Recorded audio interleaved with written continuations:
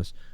So I mean, speaking of something majorly newsworthy, apparently they have finally decided which match will close out the show and actually be the main event. And it's going to be Roman Reigns and Brock Lesnar. Well, that's what we thought. That's what I always thought. I had assumed so as well. I never believed that Rousey and all that shit. That was crazy talk. No. Yeah, I mean, this is from, a lot of people, Dave Meltzer, Wrestling Observer himself, and Cage Side Seats, that Brock and Roman will be main eventing WrestleManias. As always, plans are subject to change, but originally they were considering, as I said, Ronda Rousey's first match main eventing. Then they were thinking about Undertaker and Cena, but they weren't sure how they were going to execute it. It would be too obviously telegraphed to have Cena, come in and try and close the show and then Undertaker come out. So I guess they're trying to change it up and just have Roman close the show. I got to apologize real quick too. I just realized I fucked up. When I broadcasted tonight, I broadcasted 640 by 360, which is like 360p. So I am really sorry for the quality of video that you might be seeing because I fucked up. We're not even close. I noticed that before. I wasn't sure why, though. Yeah, there we go. I can't change it, though, so I would have to end the stream and restart it. So I'm sorry about that, guys. I'm sorry the stream looks like shit, probably. That's my fault. It's not. Don't adjust your streams. It's not Twitch is better, even. I fucked up on the stream, so it's a little bit shitty looking. So my bad. But anyway, continue. I'm sorry. Yes, Roman Reigns, Brock Lesnar. Yeah, and don't worry, you still look sexy as ever. We need to see Connor's face, though. What's going on there? There's not much to see. Trust me. Show your dick. There's about 9 inches. I have a face made for radio. Well, I think I do. I'm really not surprised. I mean, we have updated Vegas betting odds. We'll get into in a little bit, but the clear order for now. We know the pre-show is going to have both battle royals and the cruiserweights. And I like what you said the other day, Connor. Don't let this take away from the fact that they're still going to put on, one of the matches of the nights, and that's for sure. The cruiserweights are going to kill it. So yeah, I mean, I get people's frustration with the fact that the cruiserweights are delegated to the pre-show. I'm right there with everybody, but at the same time, I mean, you got to give them some credit for the turnaround they've done in fucking the cruiserweights the last couple of months and just making it they had a fatal 4-way a couple weeks ago. I'm trying to remember who was in it, and Jesus Christ, it was so damn good. And at least they're on WrestleMania at this point. I mean, think about years past how many stars got passed over. Let's hope they make the DVD. Yeah, exactly. I mean, I have said for I don't think they as do, long right? as I can remember now. They don't make they it should if it's just have them, start Mania, no pre-show. Just get right into it. Yeah, well, any chance they can milk it, they'll dig it. See, I'm surprised they don't do something like this. Like, the first hour of WrestleMania is like the WrestleMania YouTube pre-show, where like they go on YouTube only or something, and then the next hour is like the network or whatever the fuck, and then, the website, some bullshit where they promote every, like Facebook even, like exclusively the first hour is on Facebook. Like, I'm surprised. Or do a match per platform. Yeah, like that. I mean, that wouldn't be good. Or maybe everything's on the network, but on top of that, you can watch it on YouTube the first hour, the second hour on Facebook. I'm surprised that they haven't done something like, or they will probably, but I'm surprised they didn't do that this year. Not that I love it. It's just something that I thought they'd do. I think eventually you'll get a 2-day Mania. I wouldn't be surprised if they do that in the future. Like, not like, I don't think within the next 5 years, but 10, 15, I could easily see them doing like a 2-day Mania thing easily. Oh my God. I don't know. I would hate that. I mean, I feel like I'm not saying I'm a fan of it. I'm just saying I could see them doing it. I just feel like they do that already, kind of with NXT. It's sort of like that's the too, yeah. I mean, we're getting 2 different Manias in a way, like a mini, an NXT main event, and then we're getting. Watch the pre-season Mania, pre-kickoff, pre-match. Wait, what? NXT was great tonight, by the way. I don't know if you were both able to see it, but the tag match was fucking insane. What a freaking showing by both teams. I mean, it really was fantastic. And then, we can get to spoilers. I mean, this was announced already. The Undisputed Era coming out, breaking up the show, now leading to a triple threat. That's going to be incredible at TakeOver as well. And Joe, you're going to start doing NXT reviews on Patreon soon, right? Did Joe leave us? I don't know what happened, but we're still here. So yeah, I know he wanted to at some point. But yeah, I mean, you're talking next level tag teams going at it, and I even though I already had heard the report weeks back that this is when it happened, it was leading to a triple threat. Adam Cole doing double duty, still just fantastic. I just loved every second of it. Well, I said it in my NXT review that I posted earlier that the finals of the Dusty Tag Team Tournament, which was the Authors of Pain against Pete Dunne and Strong, that match was a takeover-worthy match, and I was shocked at how much they put into that, like how much they gave into that match. It was insane. I know they really, no stops were held whatsoever. They really went ahead and just hit every mark as best as possible. Tore it up. It was insanity. If Joe, you haven't seen it, please go ahead and check it out. What's I haven't seen it yet. Oh, I mean, I heard what you were this week. I heard what you were talking about, but yeah, I have not seen it yet. I will be watching it later. Absolutely check it out. Fantastic. I'll be talking about it on Patreon tonight for the patrons, just so you know. But yeah, what's up? There we go. No, we can talk about it now though if you want. What are you gonna say? No, just the tag team match was next level fantastic. Roderick Strong, is great. Pete Dunne brutalized himself in that match. I'm telling you. Man, I love Pete Dunne, dude. He's like the Brad Marchand of fucking wrestling right now for me. Like, seriously, that's a good comparison. If you're a hockey fan, yeah. I think this takeover is probably going to be the best one, at least on paper. It's going to be the best one they've made so far since they've been doing them. Damn, that's some pretty. Yeah, it looks really like you have Aleister Black and Almas, you have Gargano and Ciampa, the triple threat tag, the North American title, and then Ember Moon and Baszler. And I'm telling you, that Gargano match, and Ciampa is they're so gonna destroy emotional. Each other. So yeah. Can't wait. The together tonight after because I've watched them all this time, and they really sold it so well with them. You had the best man at your wedding and someone you considered your brother. You're talking. I so wish that DIY got moved to the main roster when they were rumored to a while ago, and this happened on something like Raw. Because this should be seen by more people. I wish this was showcased on WrestleMania. The sad thing is they won't do it. This could close out WrestleMania. They won't do that, though. That's the sad thing is they would never do this story. That's the sad thing. That's the fucked up thing. Why wouldn't you do it? Like, I mean, remember, the audience is so shit right now, too, that they wouldn't even really, depending on the crowd, they might not even really react to it. I'm not even kidding. Yeah, that's true, even being this good. They're way safer doing it in the NXT crowd, and that's one of the issues. Because it really is that good. I mean, it is. I was so emotional watching just the package for it tonight. I think I love DIY. They were incredible. I mean, match of the year. Say watching the package again, Jake. Say watching the package. I was watching the package. All right. Say getting emotional watching the package. I was getting really emotional watching the package. Let me play some of these donations. Let's see what's up. That's you guys, a donation would happen. Shane, what's up, bro? Thanks for the sub. Yeah, guys, if you want tonight, make sure use the link down below for the donations. Let me know if those are working okay. There's all kinds of different donations down there, including the Welcome Back Daniel Bryan one, which is in there. Willy Wonka 72, thanks for subbing to me on Twitch. Willy Wonka, and by the way, if you're a Amazon Prime, it's free to sub to me on Twitch. And not only when you do that, I get paid. It doesn't cost you anything, and I get paid. You know what? What's that? I'm going to do that right now because I just okay, got Prime and I do it. completely forgot about that. See, it's free. It's kind of difficult to do, but here's the thing about Twitch, though. This Friday night, 9 p.m., I'm going to be broadcasting Impact vs. Lucha. I'll be doing the commentary. Our friend, Famous B, takes on Trevor Lee. It's Impact vs. Lucha. I'm so fucking horny. Oh my god, I'm so fucking horny. Oh my god, I'm so fucking horny. Happy fucking birthday. Oh my god, so fucking horny. Oh my god, so horny. Oh my god, so horny. Happy birthday. Oh, honey, honey, honey. Donation time. No, not yet. Put it in my round bum.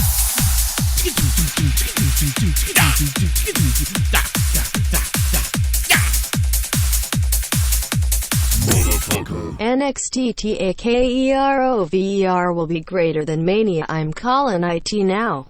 Unless a miracle occurs at Mania where every match is beyond amazing to the point of orgasmic. Then Mania will be in NXT Takeover's shadow.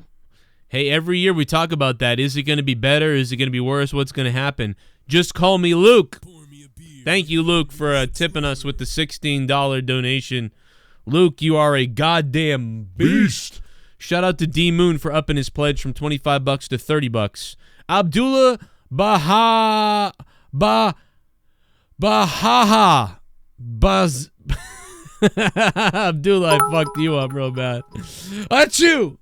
More like WrestleGania. WrestleGania. FSAN 9. Or FSN 9. I always fuck up your name. But listen, FS, thank you for the 400 bits. Appreciate that. You are close to making the leaderboard here with bits, but you're just a little behind the silver medal and bronze medal right now. What's up, Joe, Jake, and Connor? I can't wait for the weekend. Going to Takeover and WrestleMania. My first Takeover and my second Mania at New Orleans. Fuck Roman closing again 4 years in a row. I was wildly wrong. Kalel Bama, thank you for the $5. Wildly. Oh, you can hear him. Yeah, now you can hear him. Kalel Bama has become a $5 shit bum on Out of Nowhere. Thank you, Kalel Bama. Have a blast. Make sure you give us a call, too. Ah, you lucky bastard. Yeah, I think this year is definitely the year to go for TakeOver and Mania compared to years past, like the combination of the two. Like if you could have picked it the past few years. I loved NXT last year. I had a blast. I did go to last year. People forget. I didn't go to Mania, but I went to NXT. It was good. I went to TakeOver Dallas, and that was when you had Balor and Joe and Nakamura debut against Sami Zayn. I mean, there wasn't a bad match in the whole thing. It was fucking epic. It was great. Is there ever a bad match? Like recently we've said with NXT with the takeovers, like they've been consistent. They've, it's kind of hard to outdo yourselves on that level, but they've always delivered. It's always been entertaining and fascinating and fun to watch. They always get it done. They always get it done. I don't think Mania's going to suck. I really don't. And what's up, Anthony? He said he's on the train to New Orleans right now. So thank you for tuning in. That's awesome. Damn. I mean, I don't think there's ever been a bad takeover. I think that I think some have been better than others. Absolutely. But like I said, I think just on paper, this one coming up could be the best one they've ever done so far. Yeah. I think it's going to be hard for me to top last year's kind of. They had a sort of a good spread of different things going on, but it could be a repeat. Last year? It was just like, I think we've talked about this, but I mean, look at this, Connor. Like last year before WrestleMania, I said I have a feeling this could be like WrestleMania 8, where like I felt like there was a lot of decent matches. I think Shawn Michaels started the night with Tito Santana. I thought that was a decent little match.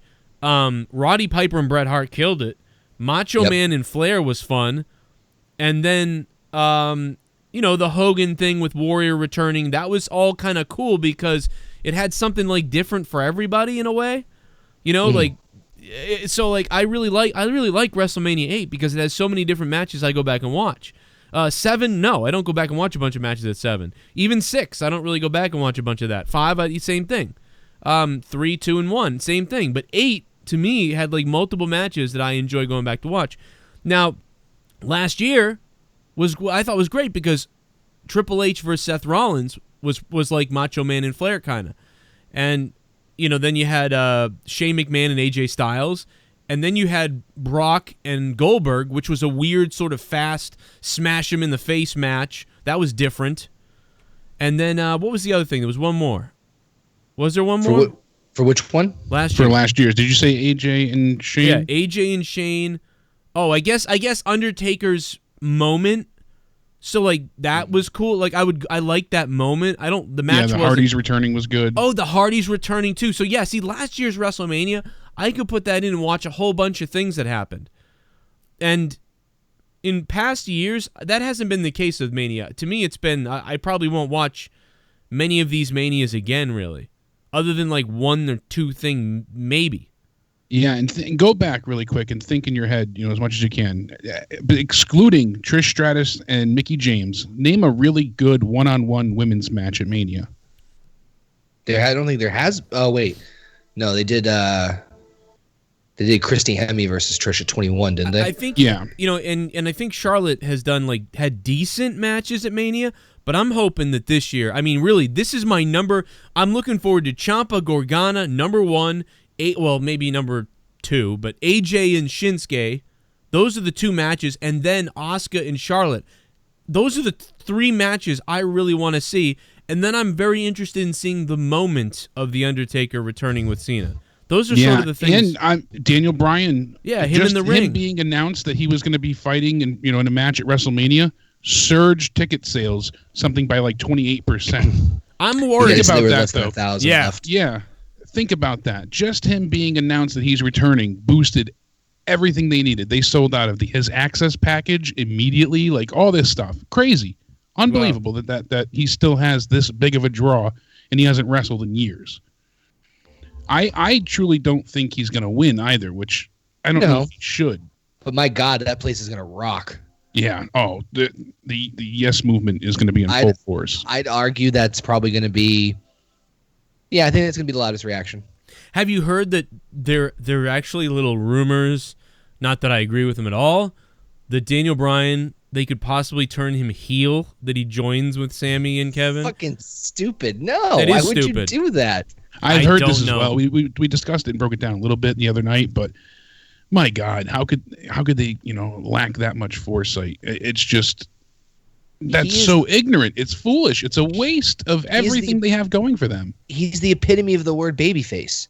In every way, he's got the babyface smile. He's the underdog. He's everything about him is babyface through and through. Yeah, you can get away with it. You naturally want to see him succeed. You want to see him win. He is the Rocky. He is the be all end all underdog. Like the you Team said. Hell No stuff was fun, and they had the little heel run, and even that wasn't too serious. It was more comical heel. But no, there's no fucking way in hell.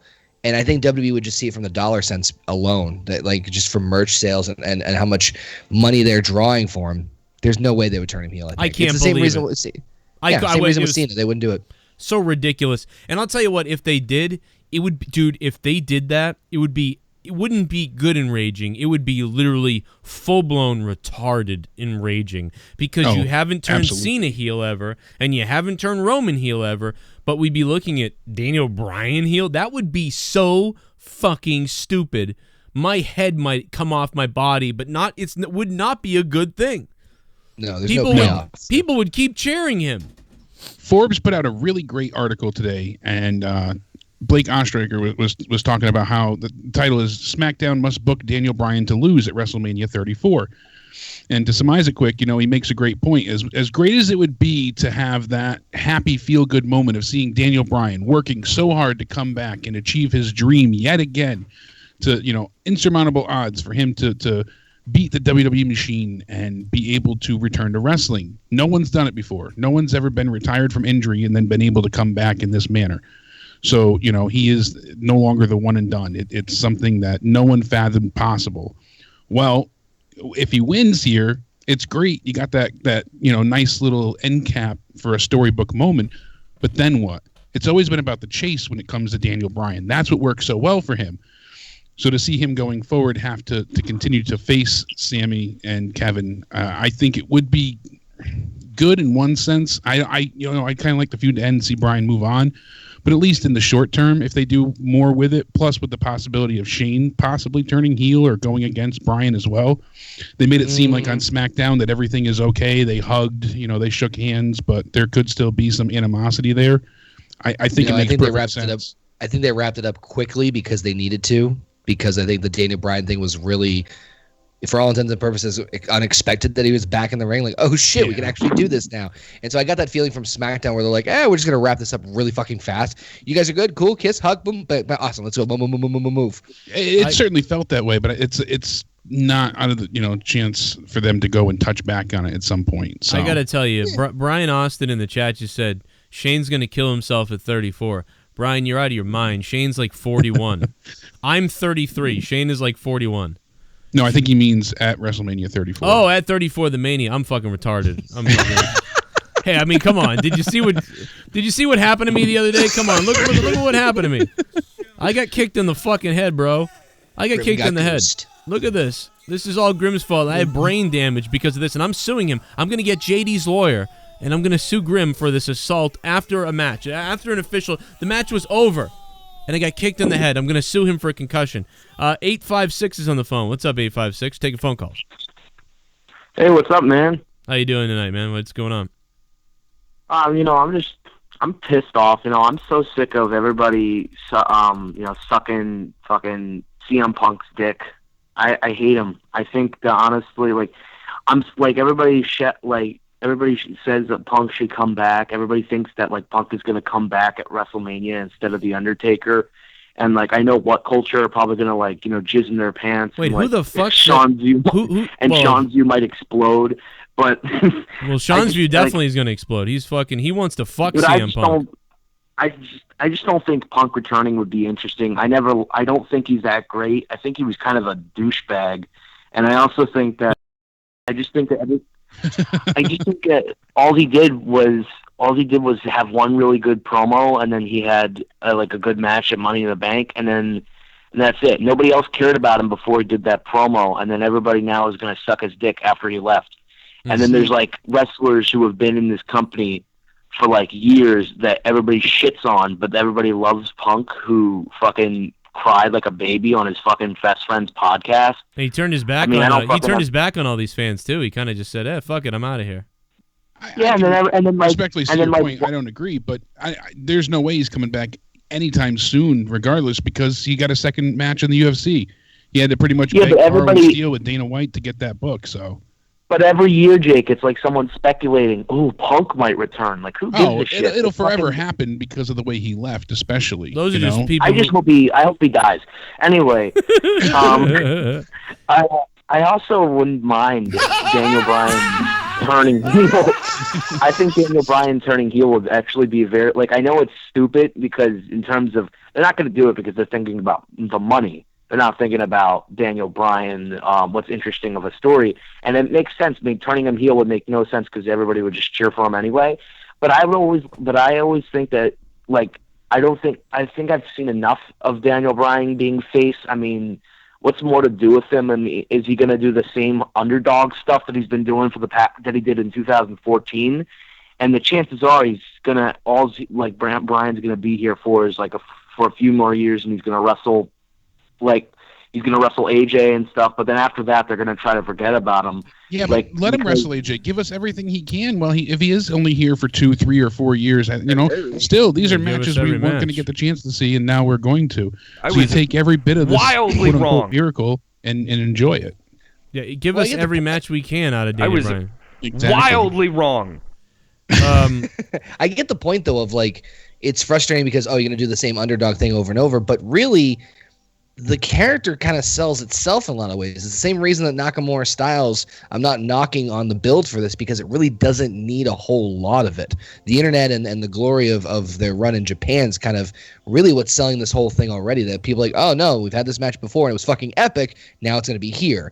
You're going to get the same thing with Daniel Bryan Styles, Daniel Bryan Nakamura, Daniel Bryan with all these. I swear to Christ, they better do Daniel Bryan versus Miz. They have to. I want to see Daniel Bryan get a win over Reigns. They use Daniel Bryan to try and get Reigns over. That should be 35. That upset me so much. That's when Triple H made that speech about his friend Mark, and all that bullshit, and they gave, that they fed Roman or Daniel to happen. Roman. 312, you're on the phone. What's up? What should happen is the Shield should get back together, right? And then Daniel Bryan comes out and he's like, hey, I got a mystery tag partner, and it's a fucking hologram of Chris Benoit. And he puts them all in the crippler. Have all the little Indian kids crying, and fucking Vince in the back is having a fucking heart attack. God damn it, pal.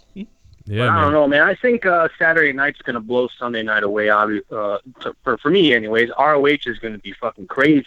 That's going to be the thing, dude, is really trying to watch Ring of Honor after NXT for me, and then, because that always is a problem. And tonight's NXT was crazy as hell. The ending was fucking nuts. Yeah, I loved it. I can't wait to watch it. I wish I caught it. I can't wait to watch. I got to watch last week's too. Ricochet's the shit. Doing NXT. You should start doing NXT reviews, Joe, especially with all the bullshit YouTube's trying to put you through. Well, I'm going to be putting up NXT reviews on Patreon with 205 Live ones too. So, and Ring of Honor and New Japan, because they're not worth anything on YouTube. They get no views. You know what I mean? It's a big waste, but I'll put it on Patreon, It's going to be good shit. Thanks, guys. Thanks, man. For calling. Yeah, and as far as, Daniel Bryan getting turned heel, it reminds me of Austin, when all the times he said in his podcast and in interviews, his greatest regret was always He didn't stun Vince after he shook his hand and took the chair from him and all that at 17, WrestleMania 17. Yeah. He did not want to turn heel then. He thought it might have been a good idea, but looking back, rose-tinted glasses and hindsight aside, it didn't work. The fans didn't want to boo him regardless. That was and the dumbest thing hard ever. to get booed. That was so dumb. That I remember the whole thing was stupid. I was beside myself that night. I didn't know how to take it. It wasn't like a good thing. It was like, this is dumb. Yeah, you guys can call us now. We just lost the last caller. I'm sorry, whoever it was. Where's all the motherfuckers that were calling earlier on someone else's show, you fucking dummies? This is the wrestling show, and all you fucks don't call the wrestling show? What the fuck? You call the person who barely pays attention to the thing. Well, you don't what the fuck? No one would want to boo Daniel Bryan. There's no way. He could go out there and murder a kitten, and people would still be like, yes, so. Meow. 2-5. Yes. Oh, Skippy's dead. One more cat. Why is Skippy's pussy bleeding? 256. 256 is live on the phone. What's up? 256. There they go. They hung up. No. Jesus Christ. Swear to God, like a truffload of people were calling fucking goddamn Ken show earlier. He don't even fucking pay attention to the product, really. And fucking we get no calls here. What the fuck is going on? 347, what's up? WrestleMania. Yeah, what the fuck, though? Like, fucking, I'm getting phone calls from spam people. 347, you're live. What's up? Jesus. 347, hello. You're live. 347, you're live. Now you're not live. Broken Matthews on the phone. What's up, Broken? What's up, Connor, Joe, Jake? How's everybody doing tonight? What's up, bro? Nothing much. I'm more excited for TakeOver than I am Mania. So, you know what's weird is, like, I think there's been other years when I've said that. This year, I don't know if I feel that way. This year, I'm equally excited to see what happens on both shows. I'm dead honest about that. But I think generally takeovers always tend to do. I mean, NXT is so hyped up and sells itself in a lot of ways. Yeah. So that's why people generally get excited that over Mania. Plus, 33, like I said, was pretty. I actually enjoyed 33, but 32, I think, left a lot of bad people's taste in their mouth. And I think that's why it's like, well, no fucking shit. NXT Takeover blew away. It only WrestleMania. Yeah. It sounded like you said, like, only the bad people's taste, like the like they tasted the semen That's of a only lot of baby batter. Only the bad. Bleh, bleh. With the package, we always get it done. We always get the rum. We always get the cum. Why is the rum gone? I'm more excited for Mania, but in the sense of just because there's more unknowns about it. Who's Braun's partner? Will The Undertaker be dead or a biker? Will, match placement, outcomes. I'm still not 100% sold that Asuka's going to beat Charlotte. I know that sounds insane, but no, there's still a lot up in the air about that. Yeah, I mean, there's a few outcomes that I'm kind of curious how they're going to book it. So, I mean, all in all, I know no matter what, TakeOver is going to deliver. So I'm not anxious, nor am I as excited. I'm just going to thoroughly enjoy it. But I'm more curious. I'm looking forward to Mania too. 954. I want to say that as carefully as possible so I don't get killed in the comments. 954. What's up? Hey guys, how you guys doing? How you doing, man? So I'm trying to think. Why wasn't Asuka ever why was she still involved with this Alexa Bliss on Raw feud? Why wasn't she ever on SmackDown? I know she went last week, but why wasn't she ever there feuding with Charlotte more often? Why is Charlotte with Ruby Riott and then Natty and then that didn't make sense. Why she should have been on SmackDown from Royal Rumble? She should have been. On SmackDown. Because these writers are so horrible. Because it's what it's like. It's like a comic working clean. It's much easier if you go out and swear, right? But a comic that has to work clean, some people just give up or just don't do it or can't be funny, so they don't even attempt it. Well, I think that's what the writers are doing. They're like, well, we've got two faces. We really don't want to compromise either one, and we can't really figure out what to do. So they sort of keep them separated, building the idea of the mystique of the match happening by just talking about, what's going to happen when they get in the ring, and literally not really showing it. Kind of like in a horror movie where they say, don't show the shark, They say that in horror movies, you know what I mean? Like, it's much better if you don't see the monster until the very end of the movie. That's sort of what they're doing. And I think the real answer to why they do it is because they just lack any creativity of what they could do with these people. They would rather keep it safe to have them just show up and wrestle at Mania than to book all these other things. But in the meantime, they compromised Charlotte with having her rolled up by Natty. They tried to tell some mini story where, oh, she got rolled up last time. This time she didn't get rolled up. But she should have never got rolled up. Yeah, they were trying to sell the threat of Carmella cashing in, but instead they made the champion look weak. Yes. Yeah. Go ahead, Connor. You probably got a detailed idea of that. Go ahead. Well, I was going to say that's probably one reason, and the only other reason I could possibly think of is because the SmackDown women's division is so shallow that if you send Asuka over to SmackDown, you're going to piss through the, like, in theory, we're thinking Asuka's going to win, right? So if she's going to win, she needs challengers that it's going to set up. Even if they do a fucking draft, they're not going to draft every single woman over from fucking SmackDown to Raw. So they're probably saving Asuka to hold off on potential future quote unquote big time matches that they wouldn't just piss through on SmackDown leading into WrestleMania. Yeah, her and not Naomi, that they already haven't Becky done that Lynch, before. her and Natalia, right, you know, right. yeah. Not that they haven't already done that before. Another question: you guys don't think she's like overrated in a way? Asuka? You know, Asuka's a little bit overrated. You guys don't think so? I don't think she's overrated, but if she doesn't, she's going to have to lose at some point coming up, I thought. But exactly. But Jake, didn't you have news that she won't lose until next WrestleMania? That came out about 2 months ago that they wanted to keep it at least until SummerSlam, and she wouldn't lose until SummerSlam, and then she'd face Rousey and lose. Yeah, that's what I heard too. You don't give her enough hype. They really haven't hyped her up to what, like just with Shinsuke, like you guys have always been saying, like they don't hype them to what they were. You know what that's I mean? a great point, because with every other instance that they do this with, I'd agree with you fully. But when it came to this match in particular, I'm glad they didn't move her right away to SmackDown, because we already have that non-English speaking face versus face match with AJ and Nakamura. So it's hard enough for them to do promos with each other, and you don't want to see them face each other. And we did see them, go head to head in the mixed match challenge.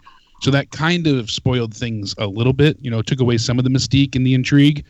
I'm still looking forward to the match, obviously, but I like the fact that they kept them as close to far away as possible. I preferred it this way, just in this instance. I think with other stars, perhaps if they're better on the mic with promos, then it wouldn't be so bad. But Charlotte isn't fantastic. She's kind of robotic and says the same things repeatedly. And Asuka seems like she's schizophrenic with that big smile. Well, see, I think that they are. I laughed my ass off when Charlotte took the mic out of her hand and she just screamed. That was fucking hilarious. Yeah, that was hilarious, dude. I was dying laughing at that shit.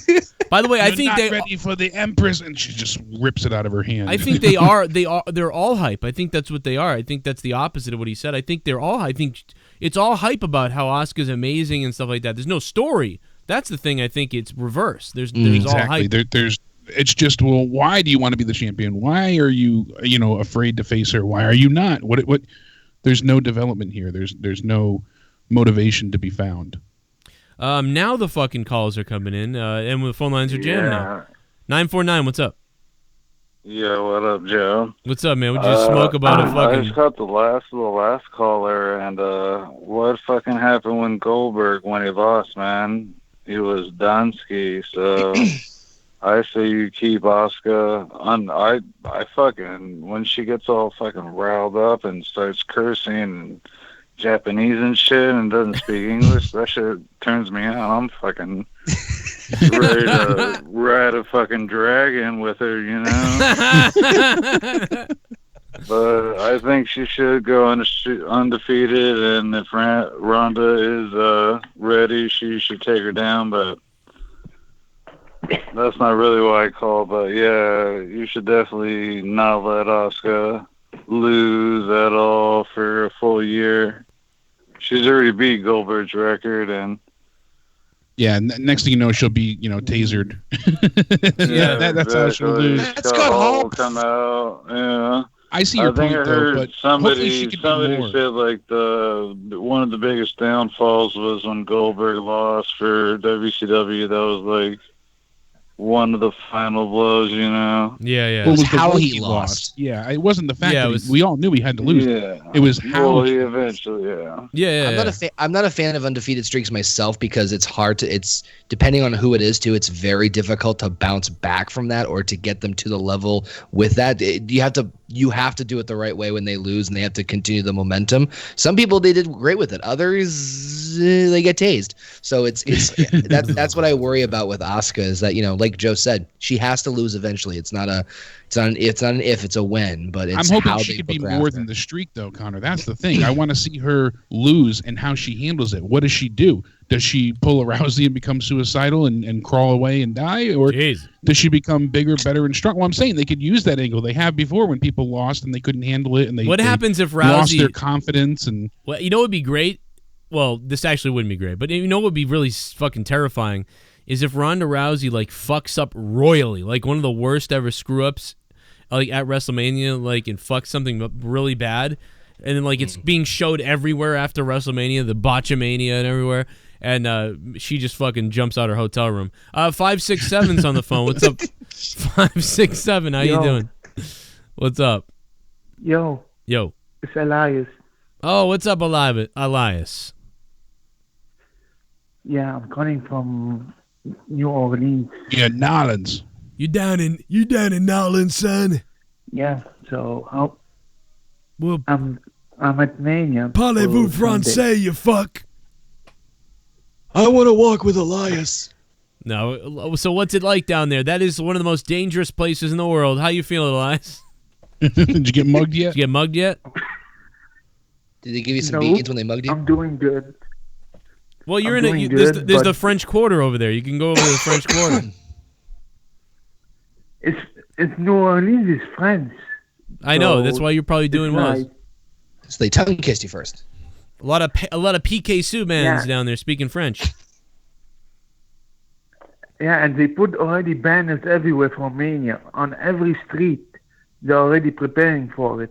Oh yeah, well they've got to be. It's coming up this week. I mean, Jesus, yeah, it's got to be everywhere. Yeah, they keep advertising it on the score everywhere. Every street you see advertisement on it. Are you going to WrestleCon? No, but What? I'm thinking going to Access. Oh no, go to WrestleMania Wrestle. No. Fuck that. No, go to WrestleCon. No. Dude, Access sucks compared to WrestleCon. For the love of God, no. You can Yeah, I was shocked when both of you said that. Yeah. I was like, how? Because you figure Access, all the big names, but then you actually see the breakdown. You barely get to meet one star the way they do the timing. No. Like you have to pick whichever one wrestler you want to meet, and even then, you're not guaranteed if you pay. That's there was insane. There was one person that I wanted to meet and I stood in line for, and I didn't get into it. It was Heyman, and that was the only person I wanted to meet in that All Access, and it just didn't happen because there were so many fucking people. You'd There be was people better last off. year that paid to meet the New Day. All three of them, they paid whatever it was, and they waited something like 4 hours, didn't get to meet them, and missed everything else. So they're like, "Oh, we got to see the Elimination Chamber, though." I'm like, "Wow." Yeah, that's, the lines that's were so awful. long that if you sit in it, it's takes forever, and then everybody else is left or someone else is left. You have to plan 3 hours apart. Okay, this guy's Yep. going to be here 3 hours later. I can do that. But if you got Randy Orton and Mick Foley at the same time, you ain't going to get both of them. Unless, Yeah, no. unless And you're like first some in people line. said, Mike said they scheduled Access with the Hall of Fame at the same time, and there's a Yeah, lot of it's things fucking- that happen. Drop $200 on WrestleCon because it will cost you $30 to get in, and then you can drop $10 and $15 on 6 or 7 people, and just do that. Wow. Yeah, it's a decent amount. I mean, I when I went, it was Lanny Poffo. I spent less than $100. I met Lanny Poffo, Abyss, Eddie Edwards, Telly Blanchard, and I'm trying to remember who the other person was, but about 5 guys for under $100. That's not too bad. Yeah, we met. No, that's Jake, perfect. What's up, Elias? What else you Jake, got, man? what time is will Mania be delayed opening doors this year? Last year, the people been in the arena by 6 p.m. They've been delayed 1 hour last year. Don't get me started on will it opening the happen delays. again? Everybody cheering, "Let us in, let us in." Dude, 32 is a fucking nightmare. Oh my God. Us jizz. I remember we were reporting that, and they were, how late into the second match, I think, and people were still trying to get to their seats. I didn't get to my seat until after the women's match, the pre-show match was over. So I missed 2 matches. Wow. That's like an hour and a half into everything at that point. Yep. God forbid you want a hot dog. This year also? Well, I don't know. What is it? The Superdome? Hulk Hogan's selling Silverdome shirts. That's right. I think it's I'm not kidding. The racist American. No, he really is selling Silverdome shirts. That's not a joke. He's selling silver. Oh, really? I thought you were kidding. My God. His shirts are like yellow with in red. Yeah. Welcome to the Silverdome, brother. I gotta see this shit. Hold on. Swear to God, go Connor, look it up. Did you hear Joe's? He debuted Hulk Hogan's returning theme song. I don't know if you caught that in the Raw review, but it is. Yeah, did racist quite American. The news story. Racist American. It's unbelievable. I want it on Patreon. I want it. I want to download it. It's so good. Oh yeah, I gotta upload that to Patreon. You're right. That's a good call. I gotta do that. Everybody wants to hear racist American on the Patreon. Absolutely. Look at this. Look at this struggle. Look at this struggle. Look at this. Ah, in slow motion, it's the best. It really is. Oh my God! Listen, Elias. You on the tiptoes. Elias, call us from WrestleMania, weekend. When we're live, and definitely that night if you can later. I'm sure I'll be live. Have a blast. Late. Yeah, have fun, man.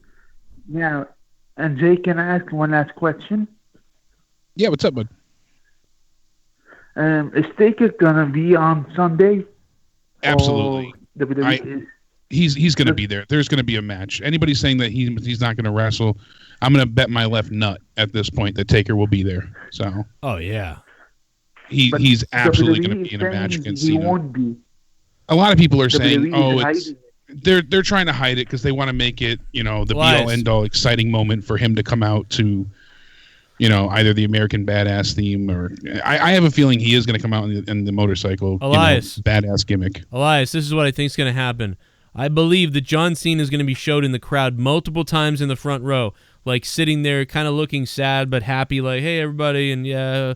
And then I believe at some point Undertaker's going to show up and it's going to be badass, and he's going to just look right out at Cena sitting in the chair, and he's going to be like, fucking let's go.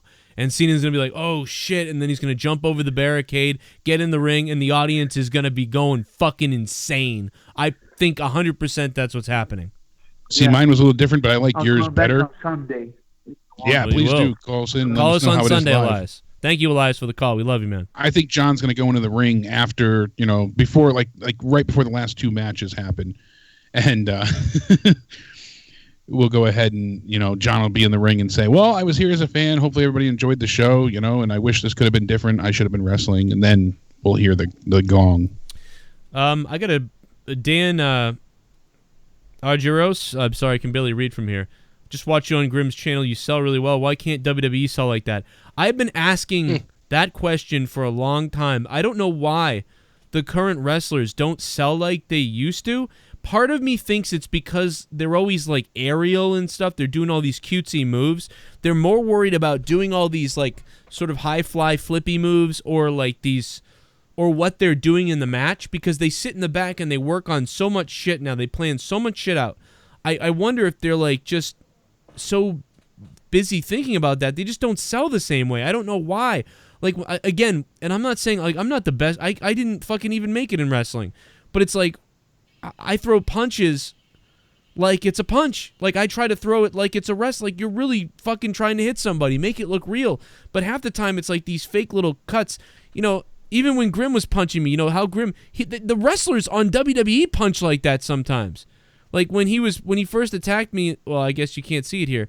But yeah, when he first attacked me here, but look at this punch. This is like that's the type of punch where like bam, like it looks like, and Grimm sold it there.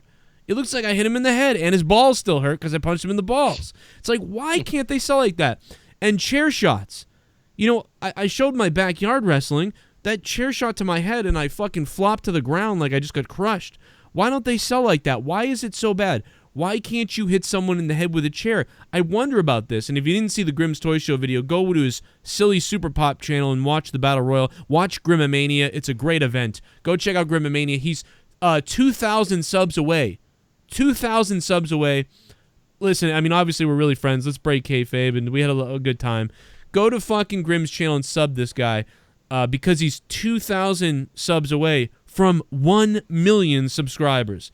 Unfucking believable. I told Grimm he should go PG because 80% of his viewers are kids, like little kids.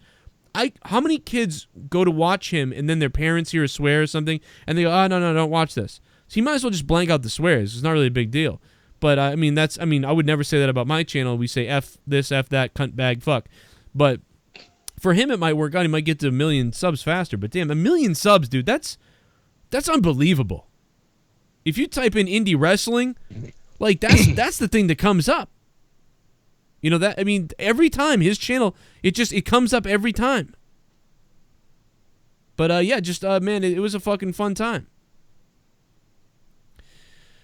And let me play a donation or two. We got a couple getting behind a little bit. Let's see what's going on here. You guys can hear him anyway. Oh, there it is. Okay, Fabe, subbing to Twitch. You could have subbed your own. No, you could you? I don't even know. I'd rather do yours anyway. No, I'll do you too. Thank you guys. Thank you guys. What's up, Elias? Yeah, don't worry. You were all right. I know your hotel Wi-Fi was a little behind. That's why Elias was a little delayed and sounded weird. He was hearing things late. Okay, Fabe. Make sure you guys subscribe to him, too, to get his take on the WrestleMania week and weekend. YouTube.com/OKFaber, co-host of Outta Nowhere now, with me and Jake. You gotta love it. ShiBUM! What's up, guys? Bam. Good show. That was loud. Have they announced who's inducting Kid Rock to the Hall of Fame? Taker, maybe. I've heard a name. Could that play a part in the Cena-Taker situation, or are we going all the way up to WrestleMania? With no clear answer? You know what? That's weird. I wonder who is going to... Maybe Triple H will induct him. Thanks, the Bear1322. What's up, Bear? I heard a name for Kid Rock. All right, throw it out. I heard Stone Cold. Stone Cold, just to put Stone Cold out there. What other? Because who else is he connected with besides Undertaker for themes? That's the only thing that.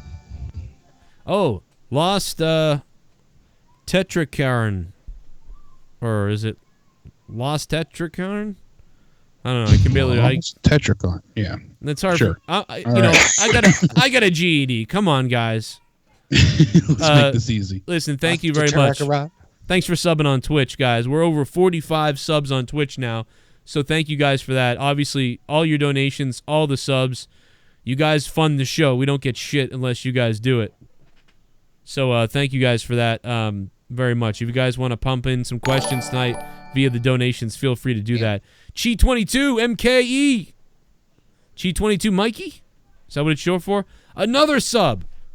God damn. Every time someone subs, my dick grows 6 inches. Thank you guys for subbing. And here's the leaderboard, by the way, for people wondering. Thank you, man, for the sub. Look at that star. Looks beautiful. Let's go back to... it looks very happy. Very, very nice looking star. And that's how I feel inside when you sub, because that's $1.99 that you give me for free. And it didn't cost you anything. 419... might have lost 419. I'm not sure. 419, you're on the phone. Going once. Going twice. I was wildly wrong.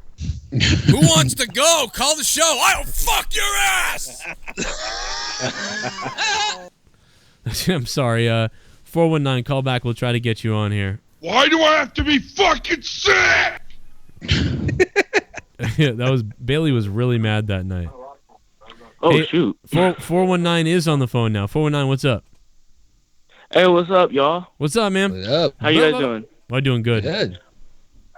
All right, well, I have a question regarding this North American Championship match. Okay, cool. I think the belt's pretty cool, too, by the way. I think it's all right. Looks like a boxing belt. Who you guys think is going to win this? I'm going EC3, but I'm going EC3, which maybe not. Maybe it should be like someone else wins and he almost won and then there's a rivalry. But I'm going to go EC3. I think Ricochet might have a chance to take it. Well, he does have a chance. He's in the match. No, yeah, but I'm saying with his fan reaction, I'm leaning more towards Ricochet. At first, I thought Adam Cole, but since he's pulling double duty, that's what I thought. Yeah, I don't think he's going to win. Yeah, don't agree with me, Connor. You'll get shit. No, I'm agreeing. Have your own opinion. Don't suck my dick. I'm the only one sucking dick around here. I think EC3 too, but my big question is he a heel or a face? I don't know yet. That's what I love about it, is that you don't know. He's just badass. You know, he came out like a fucking bolt of lightning, and the crowd ate up every second of it. They may not have known either. They may just said, go out there and we'll figure it out based on the crowd. They might have done that. I might go with a wild card and go with Velveteen Dream. Ooh, It'd be cool to see him with. Yep. I like Velveteen Dream too, but yeah, that's the thing is I like all these guys in this match. That's the coolest thing about it. It's like these guys. It's a tough call. It's a real tough call. Yeah, man, this is going to be a fun match either way. I really don't know, to be honest. I mean, you could definitely, you would think that it'd be Adam Cole and maybe EC3 would be really close and they'd develop a rivalry and those two would go at it. Then you put Ricochet against Velveteen Dream somehow. But that's an odd matchup. But I'd like to see it. As weird as that is, as odd as a matchup that's going to be a hell of a match. If they do Dream versus Ricochet, that match will be fucking epic. Velveteen Dream really, like, for some reason, like, he works well with opposite styles of him. It's bizarre, but it works. Well, they were working on that gimmick with him before where he was tweeting about, like, like, not obviously saying this exactly, but like, fuck indie guys. And they were like kind of like pushing him in that direction. Right. To have him face indie guys coming in. So him and Ricochet would be amazing. I'd love to see that at the next takeover after this one. Yeah, that would be nice. I'm sorry to the caller. Oh, no, he's still here. All right. Anything else, man, before I let you go? I have one more question. Yeah.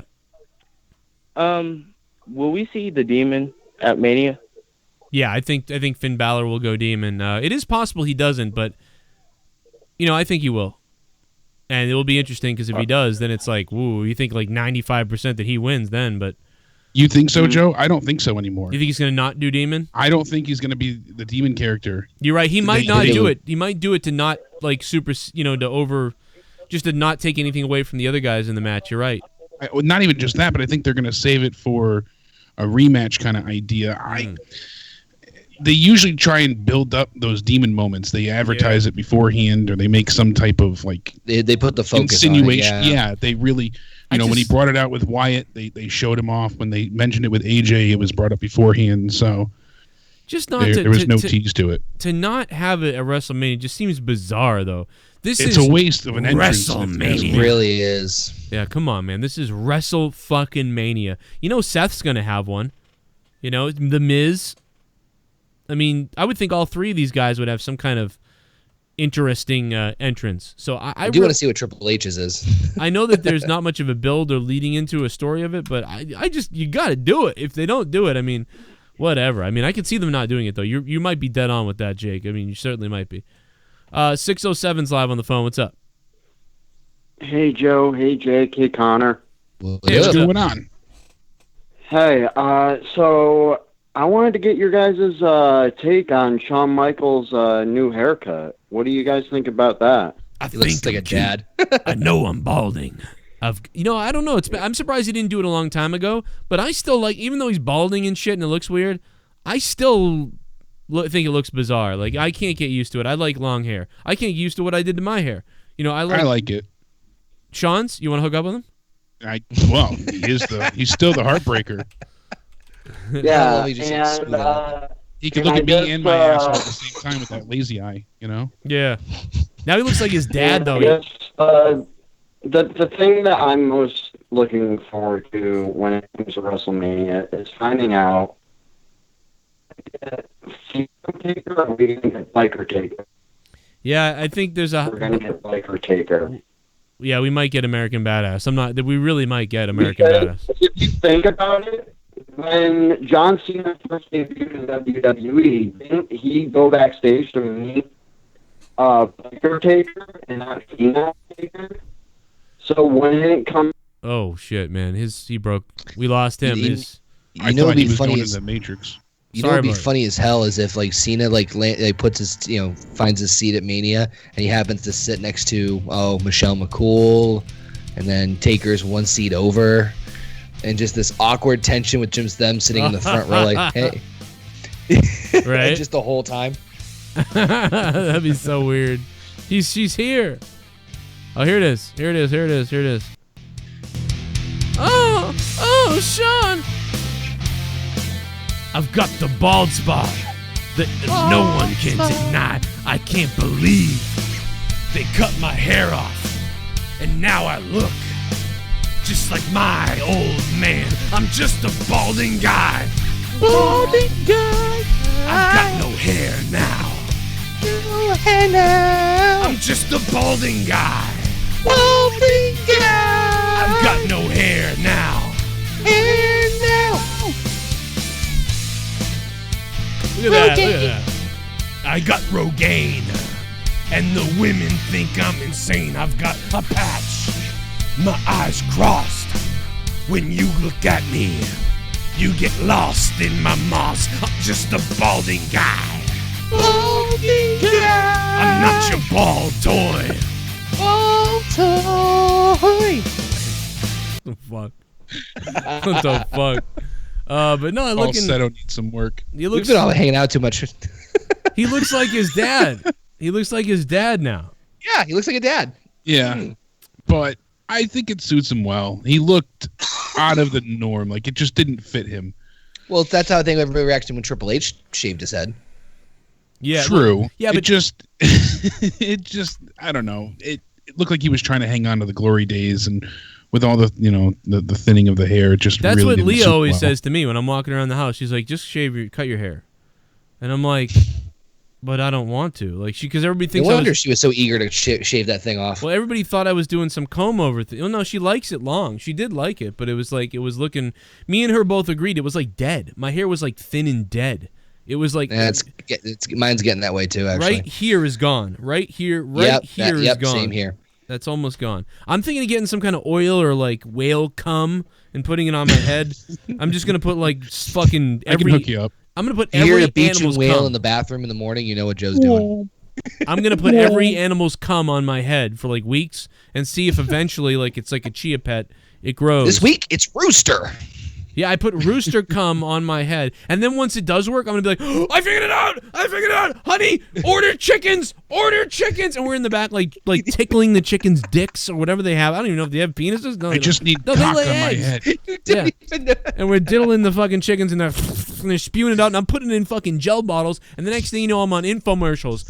Like, we have the secret patent that will grow your hair within 2 weeks. We cut to some guy who's like, I damn near tried everything. I went to Hair Club for Men. They did almost everything. They masturbated, they fucked me and fondled me, and I still didn't grow hair. But when I called Joe Cronin, all of a sudden, damn it just started to grow. And we got like perfect ratings on Amazon. Like I ordered it. It did work after 2 weeks. And upgrade now because every 13 months your hair follicles recycle. Like, I mean, it'll be unbelievable. News reports come up to you and do an interview like, what's your secret? And you have like Fabio-like hair. Like, it's the Roosters. No, I'll That's throw why them. there's so many. I will throw It's them the off. year of the cock, baby. Because no, I don't want people taking my idea. So I will tell them that it's like turtle cum. I'll make it up that it's turtle cum, and then other people will be trying to sell it with their own name, and it won't work, and they'll all go out of business. They'll get like Better Business Bureau will go after them, and I'll already be way ahead of the game, patenting the thing and everything. Matt the Misfit's on the phone. What's up, Matt the Misfit? I love how I just walked into a Joe Cronin infomercial halfway through. Like that? Good goddamn idea. Results It's Joe's hair growing product code, Joe Cronin. Yeah, results may Presented vary. by WrestleMania. Results may vary. If you do not see hair growth in 3 to 5 days, please contact your doctor as now you have terminal cancer. It turns out the hormones in the semen get in your skin and affect your body and your gyno glands and shit, and that fucks you up though. So then there's all these lawsuits afterwards. So it's like, your may hair affect lymph nodes. Yeah, like my hair grew, but I got lymphatic cancer. Matt the Misfit, But it what's looked up? great. You'll be dead with a full head of hair. You died of cancer. I can't believe he died so young, but he looks so perfect. Look at that conditioner. And a whole new level of open caskets. So it's officially WrestleMania week. It is officially WrestleMania week. Oh, Matt, while you're here, you know what? This is one of the main topics I wanted to bring up tonight with everybody. Did you hear that Rusev wanted to leave the company? He apparently was asking for his release about a month ago. Mike Johnson from PW Insider said that he had spoken to people either with Rusev or close to Rusev, and he heard that Rusev was pushing for a release from the company. He was very unhappy with how he was being used, and He said, I could not confirm this with a second source, so it's possible it's true. But it's interesting that he was suddenly added to the U.S. title match at Mania. And it's funny because the odds shifted for Rusev to win with Vegas as well. Rusev better win the fucking title. Rusev Day. Well, what do we get out of this? Randy Orton wins. No one wants to see that. You know, Randy Orton's pretty damn boring. You know, it's Jinder Mahal, I think, is the worst case scenario for the fans. And Bobby Roode, his reign was pretty lame. You know, that unfortunately, I hate saying that. I feel dirty admitting it, but it's the truth. He didn't do anything. You know, it was very boring. So Rusev, U.S. champion, Rusev Day, he's so fucking over. That's money. But it's sad to hear that he wanted out of the company. I feel for him, but he was off doing nothing for WrestleMania until this week. This is going to be like a very out there prediction, but the thing that I was thinking about was if you look at the Mania card, we pretty much predict that 9 times out of 10 the baby faces are winning, right? Typically, yeah. Right. So you have to have some heels win something. You can't all be baby faces. And I think this is the match where, as much as I don't think it should happen, I think this is where Jinder's going to win. And I think Jinder's going to win the U.S. title and sneak out of Mania. But and if it was me, I would have Jinder win the belt and have a long program with Rusev since he's the most over person. Orton's rumored to go over to Raw anyway and then propel Bobby Roode up to possibly the main title. That's a bit out there, and I don't think they're going to do it, but that's what I think should do. It's a good idea in the sense of elevating Bobby Roode, but I hate Jinder to the point where I wouldn't want to see him win. But I could see Jinder as a better U.S. champion, hands down, than a WWE champion again. I've said that. Jinder should have been U.S. champion instead of fucking WWE champion. Yeah, he never should have been the WWE champion. So why not try it now? Exercise. I mean, it doesn't hurt. Well, since we're talking about the WWE. Because Rusev's more over and deserves the belt. And it's sad that he has to demand his release for them to even add him to WrestleMania. I'm not disagreeing with that, but the chase is always more interesting than the win, right? And usually, but at this point, they need to satisfy him or he's going elsewhere. If he's actually going for this U.S. title, and you can't tell me the fans wouldn't be behind him to actually. We said the same thing about other people before. We're like, oh, as soon as you get the belt, and then that's how Vince works. He always prolongs it and always sees the chase as long as humanly possible. Yeah, I mean, there's more money in it. That's all I'm saying. There is, but I think we need that moment for him. He needs the validation. Point. Right, I get your point. He hasn't, and then him and Aiden English can feud with each other briefly as well. But I don't want to pull that trigger just yet because they're such a good deal together. They are, but I keep hearing over and over that it's ending sooner than we'd like it to. So, just saying, milk it for what it's worth. If you're not going to give him a WWE title run, which I don't think they're going to give Rusev a WWE title run, might as well milk it for the U.S. title. Yeah, and sadly, the things they should milk, they don't. No, like me. So. NXT Takeover. I'm super fucking excited for that. The one match I'm probably not that most excited about is the women's title, just because something about I just don't like Shayna Baszler that much. I really think Kairi Sane should have been added into this match. You're the fourth person just today, honestly, that said that. A lot of people still view Baszler as like a bully. Liz because had said Kairi Sane, not Kairi Sane. Nikki Cross is done. Killian Dane's not winning the North American title. They're going to the main roster, and I hope to God they go to SmackDown because I don't know. I don't trust them on Raw.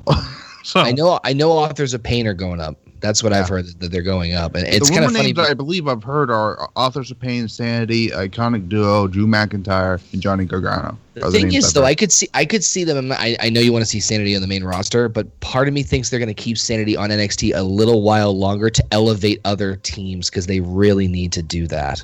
I don't know. I think they're done. I think Sanity have run their course on NXT. Well, I mean, I think Dunn and Strong are going to win the straps. So they need to do something to get them over beforehand. Really? Yeah. That's my because if you think about like the tag title situation in NXT, I don't think the Authors of Pain aren't winning it, and I don't think, especially with Fish being out for how long, like 6-8 months now, right? Yeah. Yeah. There's no point in keeping the belts on Cole. I don't know. It just maybe that's just me. I would put them on Strong and Dunn and just have them go through a new round of tag teams. And what about the UK title? But you got to think they're going to win something, right? Like you would think that they would. Adam Cole's they're gonna get something. Well, I think Adam Cole might.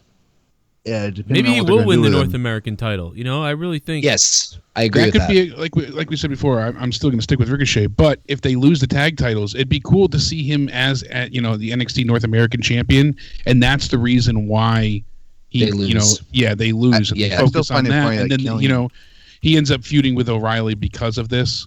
But I don't want to see them break up either. So I mean, it's sad that it comes to, but no, I can completely agree with that.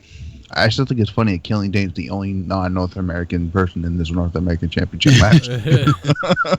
But I love Killing back to your original point, Matt. I do like Baszler. Shayna Baszler, I think, is pretty interesting overall, and I've enjoyed her more than Ember Moon. Ember Moon was a force to be reckoned with when she was on the Indies, and since she's gotten to NXT, I don't think we've seen her perform as well as she can. I mean, because everyone's saying, a lot of people are saying, I get women's match of the year for WWE was Ember Moon and Asuka. I kind of disagree with that one. Yeah, see, I don't agree with that at all. I don't think. You know why? I know why. I've already told you guys it's Nikki Cross and Asuka, the last one. I don't know I believe that was. I'll tell you why. I don't know what's going on with Ember Moon, but her style is completely altered. Not completely, but it's really altered. Her style. It's neutered. Her style in the indie scene was like reckless. She would dive over the top rope. She would have big, powerful moves and things. She would do the diving stunner all over the place. Like, she would really do some shit on the indie scene. And in NXT, she's way more corralled. And that's made her... She's still good, but that's made her, like, come down, and she doesn't... That's kind of like Dean Ambrose in a way, because he was, like, in the indie, he was, like, fucking insane. Right. So...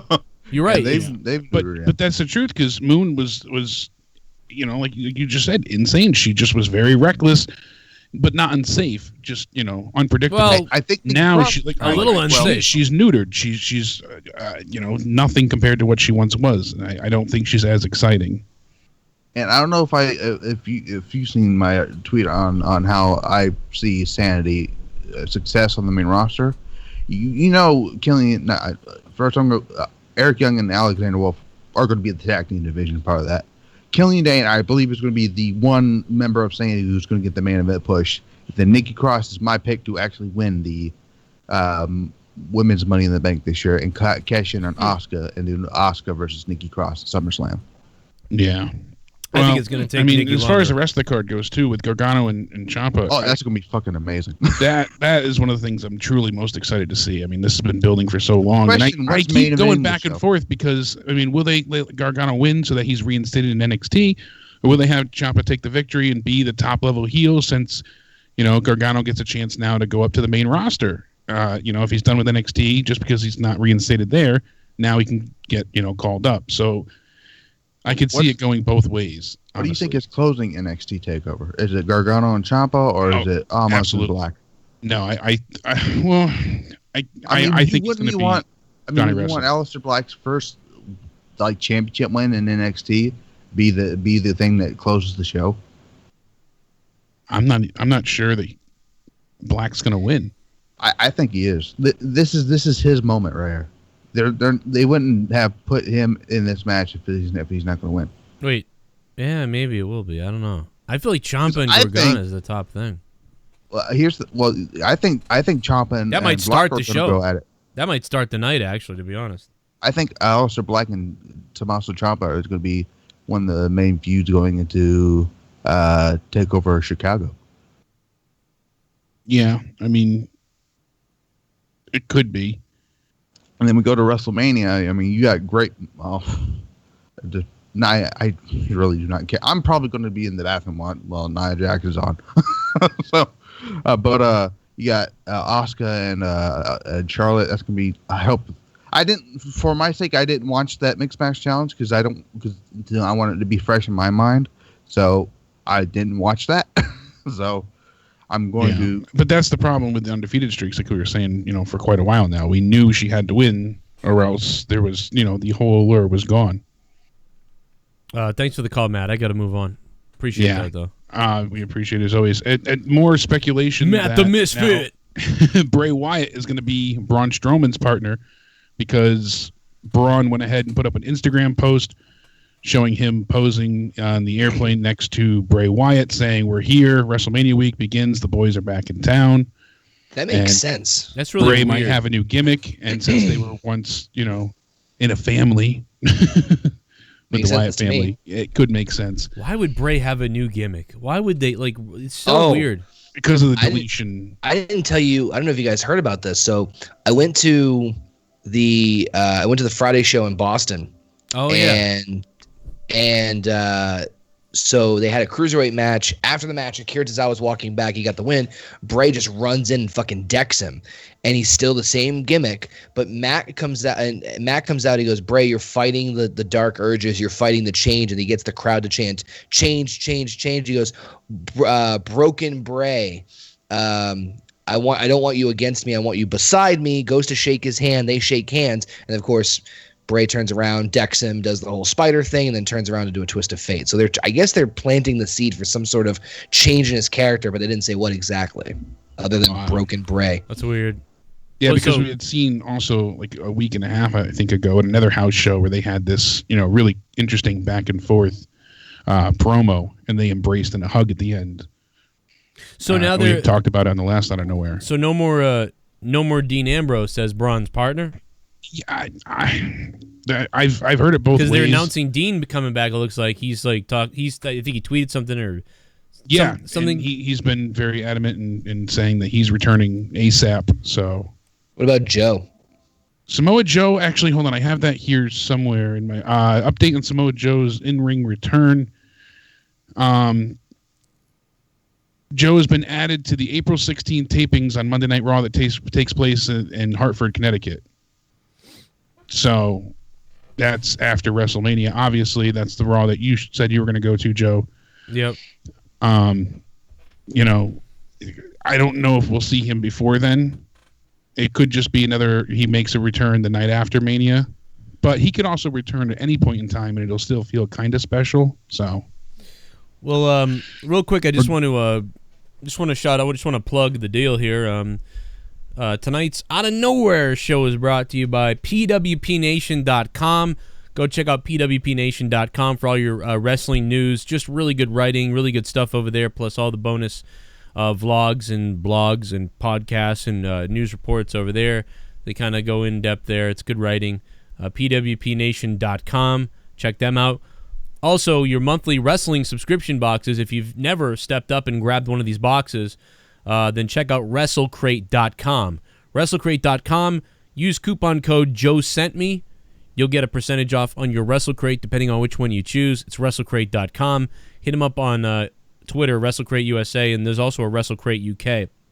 Follow them both on Twitter there, and open up a box. If you do get it and it's your first time or whatever, make videos about it and make sure you tag me in the video and tweet and upload it all over the place and let them know. WrestleCrate.com, pwpnation.com, and if you guys want to be on the Joe Cronin Show, to advertise on the Joe Cronin Show, go to joecroninshow.net and select the advertise button, and you'll be able to do that on joecroninshow.net. And of course, if you want to support the show, patreon.com/Joe Cronin Show. $2 a month will get you Corrupted, the download MP3, the live YouTube link, plus all kinds of other stuff. And then $5 a month will get you Morning Madness Monday through Friday, and that and more, plus all the NXT stuff I'm going to be doing, and just tons of bonus shit. So yes, if we could get 100 people to sign up tonight, we would be fucking killing it on Patreon. So come and join the other 300 people that are all patrons right now, patreon.com/Joe Cronin Show. And now we will also see where we're at with your donations here real quick, and then we'll get back to some more wrestling talk. And Mike Daniels said, "Did you hear the rumor that Ken is a sack of shit? I love you, Joe and Jake." Thank you, Mike. It's a rumor? All right. Apparently. It's a rumor running around. Yeah. It's spreading like wildfire. I heard that, he told me that he wants to choke this guy. I believe it. I absolutely do. Yeah. I wonder why. Well, I took the title from him, so you'd be happy about that at least, right? I'm telling you, Ken screwed Ken. I'm sticking with that. He really did, though. Like, if he didn't say that, I was game to beat up Grimm, and then all of a sudden he said that, and it was like, well, wait a second here. Fuck this. And Grimm didn't even want it, so it was even easier for me. But what if Yes, Ken Mr. wins Champion. What if Ken wins the Points in the Bank though? This Friday, Points in the Bank. Then he could cash them in anytime. Ken's fat sack of shit. Fucking, I love you, Joe. Oh my God. Jesus Christ. You know, this is probably the same guy that shits on me over there. It's probably like the same dude. It's like a circle of life. The circle of life. I'm Circle not jerk of gay life. for you now. Sorry. I mean, I'll stick with my original prediction with Dean, but it just seems like it could be Bray. That makes sense. Both make sense. Dean got injured by the bar, so that works. And Bray, worked with Braun. But I think Bray coming out with a new gimmick, if he's shunning away from the, he's shedding his Firefly gimmick there, then why would he be with Braun? I don't know. It's odd, but I feel bad that like they're booking themselves into a corner because it's got to deliver. It's going to be a fart in church. Yeah. That's gotta be Kane. My name is Kane and I'm donating. My God, The Undertaker. Hey Joe, Jake, and motherfucking OKFabe.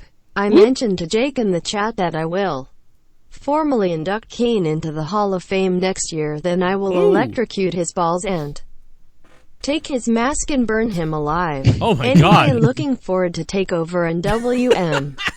Jesus. What the fuck? Null Death. He's my moderator, and he's a fucking Satanist or something. He's into sadomasochism.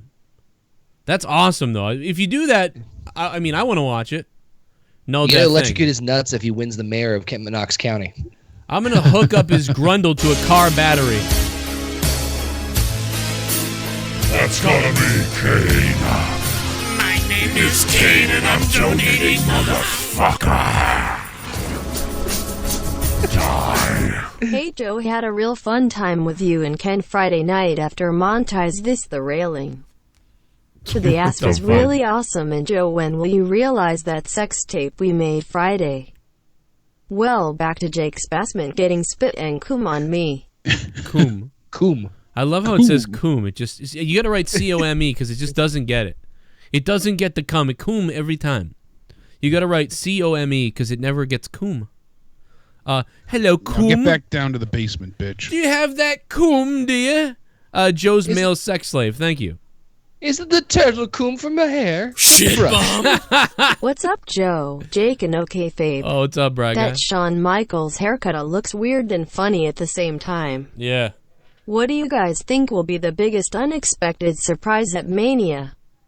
I think I'm cute. No, Bry guy, thank you. I don't know, surprises at Mania. I don't. Could it be Strowman's partner? I think. Well, maybe Strowman's partner a little bit, or either The Rock or Hogan showing up somehow. Yeah, either one of those. We talked about it the other night that The Rock was cleared with his insurance. They allowed him to return to the ring. Ms. Brooklyn, what's up? Thanks for the sub. Ms. Brooklyn. And so you then, hear the same thing about Rock and Elias? Yeah. It's been like so the Rock was originally amazing. I've got two ideas about this. He was only going to be able to do like a promo thing, but now he's been cleared to actually do something in a wrestling capacity. I've got so it won't be a match, but he'll be able to at least like do a rock bottom or something in that nature. I got two scenarios for you. These are the two scenarios, right? Number one, they both battle back and forth on the guitars, and it's funny, and of course it ends in a rock bottom. Or number two, The Rock comes out and just Elias plays the song for a while, and then The Rock is like, "Well, let the Rock, like to sing you a song," and The Rock takes the guitar, but then he drops it and just rock bottoms him, and Fuck then you, he Cronin, sings the song. hashtag I love AJK. Fuck JD, love you. Oh, thank you, man. It was a little back and forth in one fucking blah, blah, blah, message. blah, blah, blah. Yeah, Jake, thank you for the bits, man. I appreciate that shit. Thanks to everybody hosting the show tonight, too. But yeah, what do you think about? I like the second one better. I like the idea of him letting Elias go. Yeah, the Rock likes that. The Rock likes that, and then. But I think with the first one, because they haven't advertised The Rock, so it would be more of the surprise of him coming out. That's the only reason why. I think they'll have Elias come out, and then because that's the shtick, that's the gimmick. Everyone interrupts Elias, so why not have the biggest person of The Rock come out, and then The Rock, brings his guitar. It's like, I'm going to sing you a song, and then it's Rock Bottom Seas, because that's he's going to get one of the biggest reactions. Well, I think it'd be fun. See, I think it'd be funny if Elias was singing The Rock, like singing a song. Yeah, The Rock's just not going to. Don't worry about The Rock. The Rock's going to sit back here, get the best seat in the house. Elias, go ahead. The Rock would love to see what you have, And then Elias sings something on the guitar, and The Rock's like, yeah, The Rock likes that. The Rock likes that. The Rock has a song for you. And then, he takes the guitar, but then he just drops it. Rock bottoms him. Then The Rock picks up the guitar and goes, now we're going to have ourselves a Rock concert. And then The Rock sings some kind of hilarious thing that he wrote. Like, and all the time they're panning they're panning back and forth from The Rock to fucking Elias' knocked out body.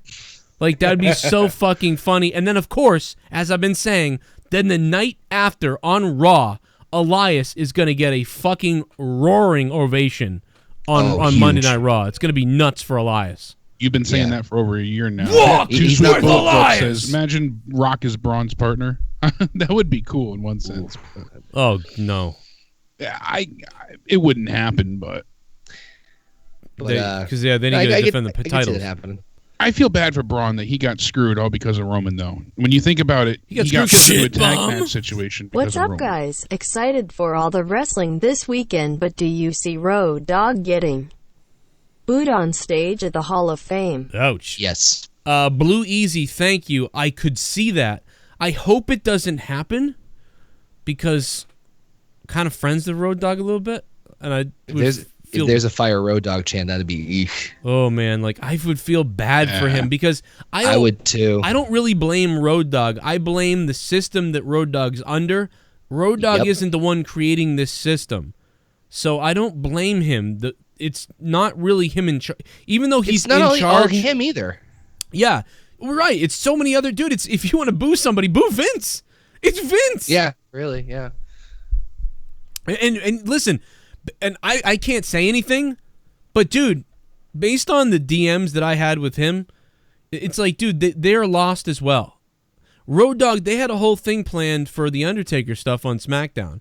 Remember that when Undertaker showed up, and then all of a sudden, series, and then he just showed up on Raw, digging holes and burying souls and fucking assholes. I had a whole conversation. I mean, it was like, because I remember I was messaging him privately, and I'm like, I was kind of fucked up that it was weird that you just lost the Undertaker. It looked like you were setting something up, and then the next thing you know, like, he's on Raw. So that was weird that you guys started telling a story there. That was kind of bizarre. What the fuck with that? And nut bunnies. Jacob, what's up, Jacob Darkblade? Thanks for the nut bunnies. Yeah, he was basically like, yeah, it's a pretty big surprise to me too. And it was like, okay, so like, and then just basically from everything, they had a plan for Undertaker, and then it was told, nope, you can't do that anymore. So his brand looked like shit. But, so it's like you're in charge, but you're not. It's like when you're supposed to be the boss, but the boss keeps coming in and telling you what to do. You're like, well, I decided to move the store around this way because of the traffic, and I studied this, and we thought it would work better. And then the boss comes in, no, you can't do that. You can't do that. Put these back where you blah, blah, blah. And it just, you're like, oh, I guess I'm not really the fucking boss. That's what is going on. But, I mean, maybe it's not true with the way he defends things. Like, I get that. But, yeah, I think that would be shitty if they chanted that. If anything, I mean, they shouldn't. I don't think anybody should chant anything at the Hall of Fame because it's supposed to be the night for those people getting the award and shit like that. Save that for like maybe even at WrestleMania. If you want to chant that during the WrestleMania, that's fine because now you're the fans and this is WrestleMania. But to chant something in Hall of Fame, that would be fucking messed up, dude. But I can see it happening, like you said.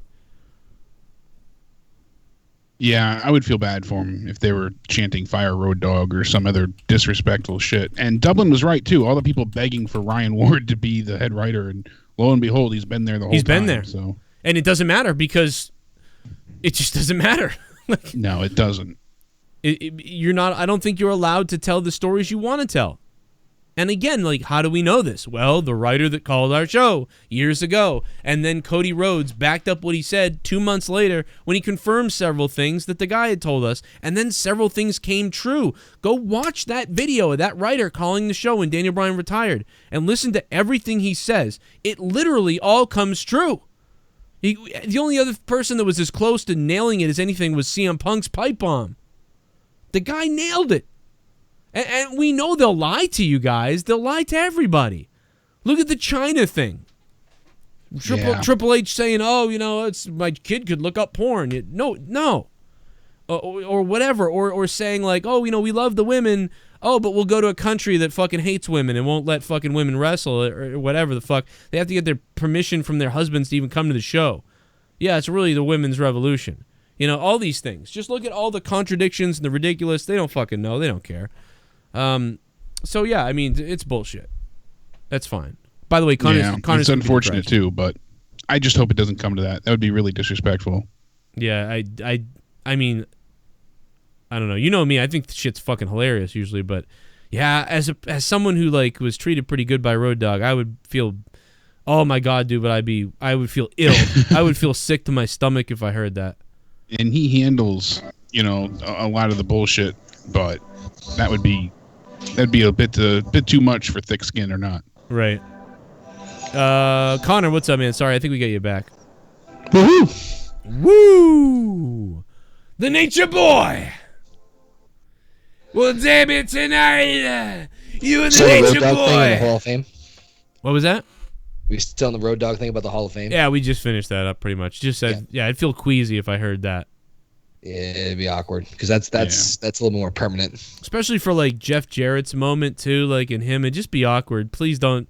I beg the audience, don't do that at the Hall of Fame. It's like those are one of those embarrassing things too that like makes me really uncomfortable. Like I'll feel really awkward. Yeah, I hear you. I would rather hear Vince has no dick chance for some reason because that's just ridiculous. Right? Yeah. That's just ridiculous.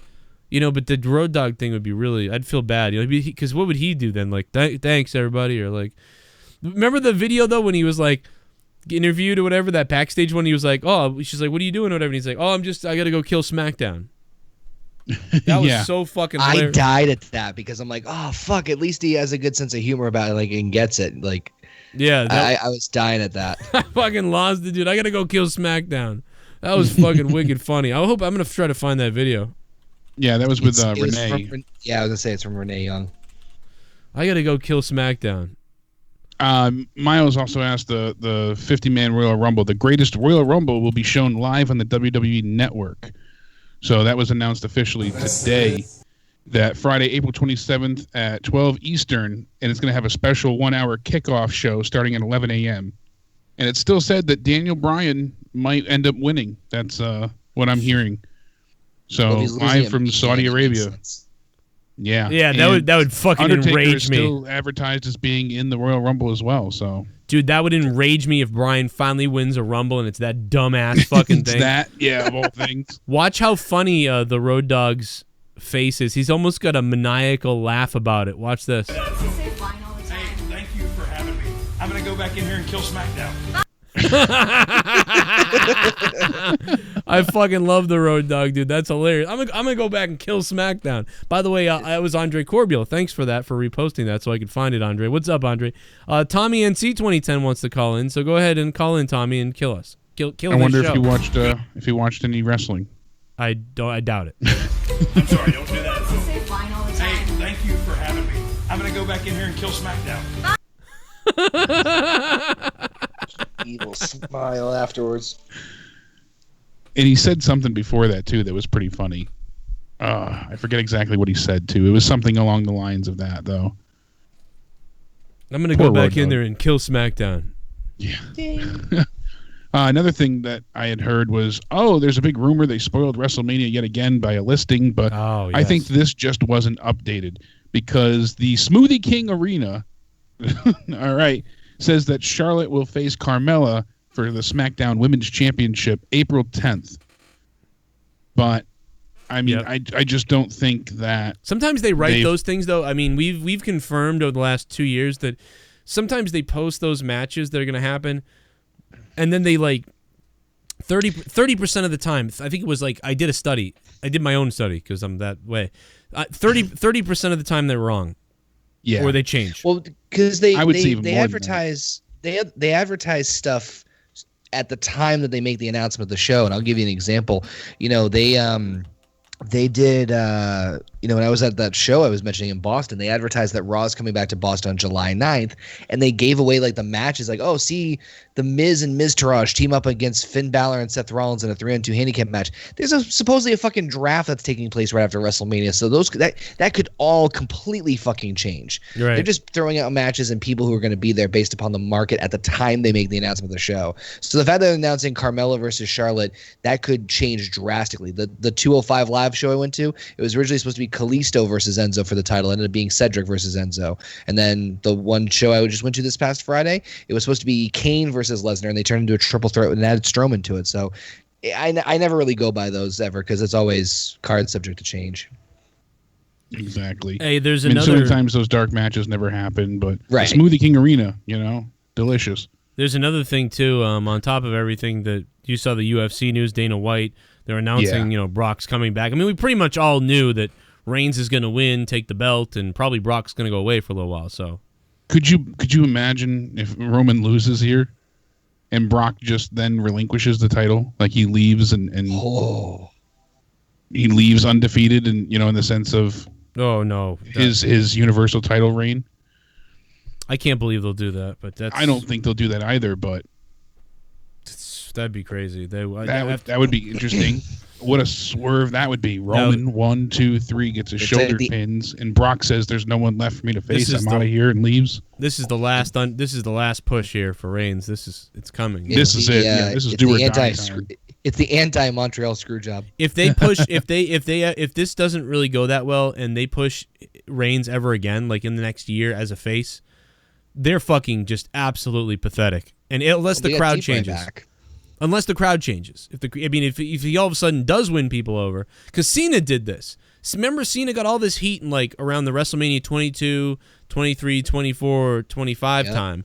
And then right around after WrestleMania 25, pretty much the heat for Cena kind of died down a bit. Now it's kind of like people still say, Cena sucks. Cena sucks. That still happens, and you suck.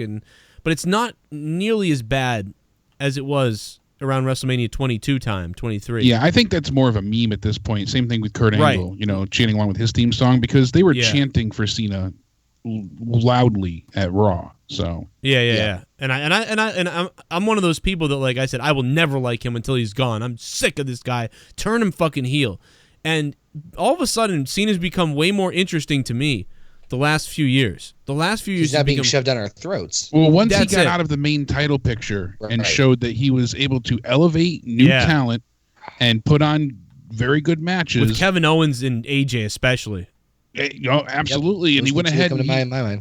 He lost, took a huge loss to Kevin Owens on his debut match. I mean, that was the ultimate rub, And, Daniel Bryan, he sold that fucking Basaiku knee kick, dude. I'll never forget that. He sold that fucking kick to the head. I mean, you would have thought he killed him. It was unbelievable. Like, he fucking hit him in the head, and it was like, oh my God, dude, he's dead. But John hasn't had a bad match. I mean, him and Roman, it wasn't amazing, but it wasn't certainly bad either. But the build-up for that was very well done. John's good on the mic, and like I said, I didn't care for him either for years, up until like 2013-ish. That's when he started to be a little less annoying. Yeah. I think when everything happened, just before or around then with Punk and Money in the Bank, when Punk beat him for the title, and then we saw him change. He got somewhat, he came back, he won the titles again, and then that's when they unified the belts.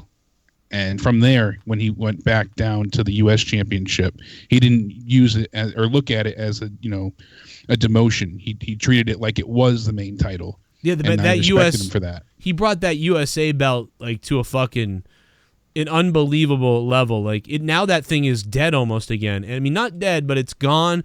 It's not as bad as when Dean had it and he never defended it. That was fucking terrible. But yeah, when he was in the Shield, that was horrible. He just carried that around like it was like his fucking luggage. But no, but dude, yeah, he elevated that title. That felt like the world title at one point. I mean, and that's crazy because I did not like Cena. So it's weird that I snapped out of that. So, Mike, the thing is, will that ever happen with Reigns? And I think the problem with the fact that it did work, that they were able to shut the crowd up and eventually get them to like be able to deal with Cena enough to keep him 50-50, I'm convinced that Vince is like, well, I'm just going to do that with Roman now. You know, and now Vince has all this. Yeah, because he'll just be like, oh, it worked with Cena. It will work with Roman. But here's the difference. I always bring this up to people. The difference, the people that say that, and they're like, well, he's just like Cena, blah, blah, blah. Here's the difference. John Cena came on the scene and became a megastar and took the ratings from 3 million back up to 6 or 7 million at a time and kept them at 5 million for a while. And John Cena did that. Roman Reigns has not accelerated or increased the ratings like that. The house shows with all the kids that cheer for Reigns are some of the lowest house shows they've had in a long time, or if ever sometimes. The actual numbers on Raw and SmackDown are down. So Roman Reigns has come nowhere near that. And I will give you this for if you want to counter and say, well, neither has it worked for AJ Styles and all them. I agree. It hasn't worked. The indie guys coming up, AJ Styles, Shinsuke Nakamura, it hasn't helped the ratings that much. Roman Reigns, it hasn't helped it either. I'm sure that all those guys have kept the ratings from dying, but they certainly haven't boosted them up either. I think they kept the hardcore fans satiated, but it didn't bring in any new fans. Right. The casuals so are watching. So it kept people from leaving, but it didn't add, any new numbers. But people are leaving is the thing. That it's still people are leaving.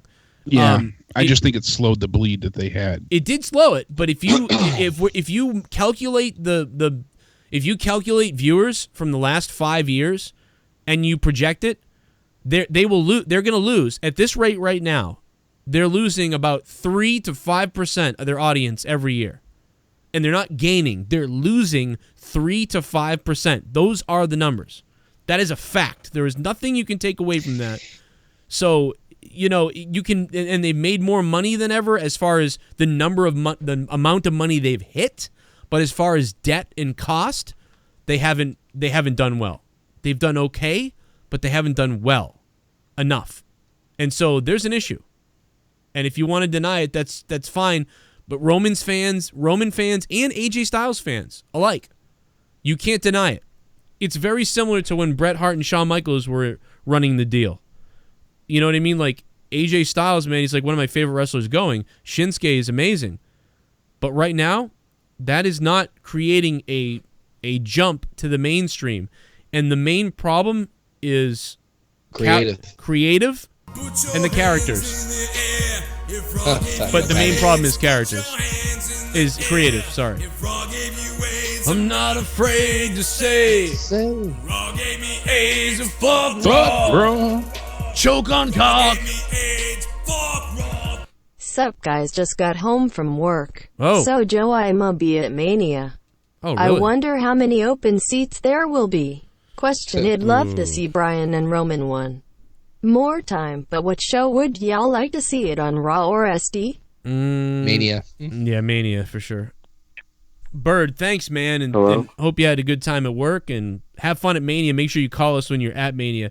And 347's on the phone. What's up, 347? Hey, what's up? What's up, man? Yeah, sorry, my headphones didn't work last time. Oh, that's okay, man. Now I got you. Yeah, so I know this might sound like a crazy idea, but I'm hoping for, like, last-minute match. Like, I hope that John Cena goes into the crowd and gives an open challenge to anyone, and then Undertaker appears at WrestleMania. I'm hoping they do that because I don't think WrestleMania would be worth watching without John Cena or Undertaker what did you think of having a match at all. I like what you just said. What did you think of my idea earlier? Did you hear what I said with him sitting there and the Undertaker coming out?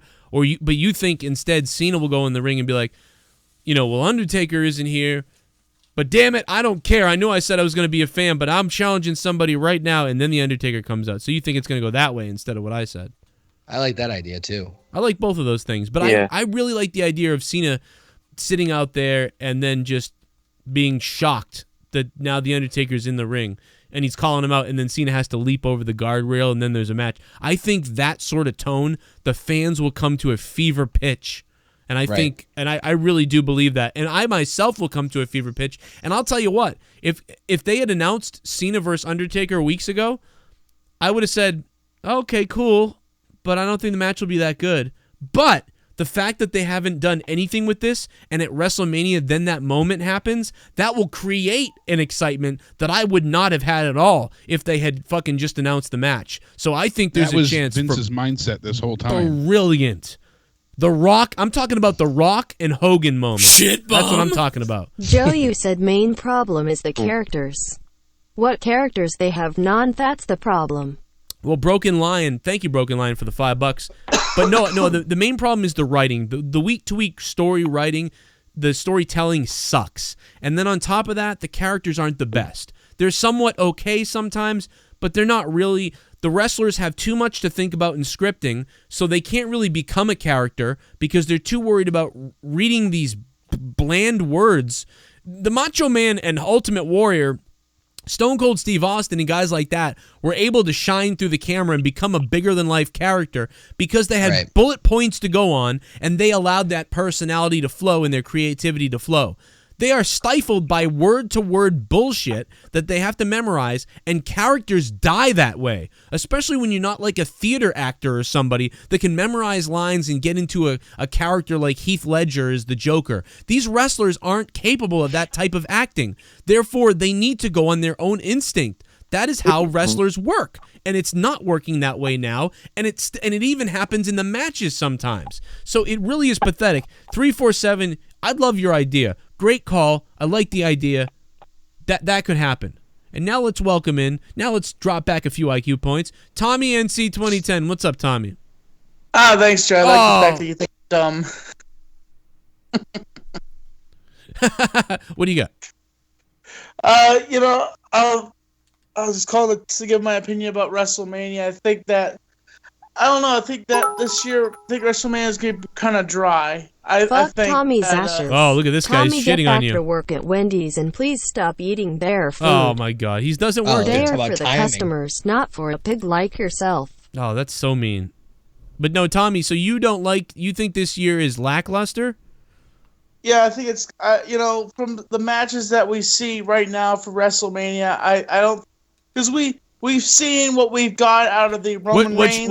Which should the matches be? Tell me what the matches should be. Really, if I had booked it a long time ago, I would have booked it that Undertaker would have never lost his streak, and that Sting would have fought him at this year's WrestleMania. You can't do that. You can't do that. Come up with this year's. What's this year's card? You said this year's card sucks. I want to know what your card is that's better than this card. It doesn't exactly come to mind. I apologize. I just think that's what I thought, Tommy. You are a hater, Tommy. You're a hater. Let me tell you something, Tommy. The WrestleMania build has been dog shit. The WrestleMania build has been dog shit. But you were getting Ronda Rousey's debut, okay, with Kurt Angle coming back to his first WrestleMania against Triple H and Stephanie McMahon coming back into the ring. That's interesting in a way. Could be a shithole. I don't know. Interesting. You have potentially John Cena versus The Undertaker in a sort of surprise epic moment that could happen. You have Roman Reigns versus Brock Lesnar, box office. I don't care for that match myself, but for the casual fans, that should be a big one. And then you have AJ Styles versus Shinsuke Nakamura. One of the matches... That match is going to be big. That match is going to be like eating a medium rare steak right there. That's going to be a juicy match. Depends on if Vince...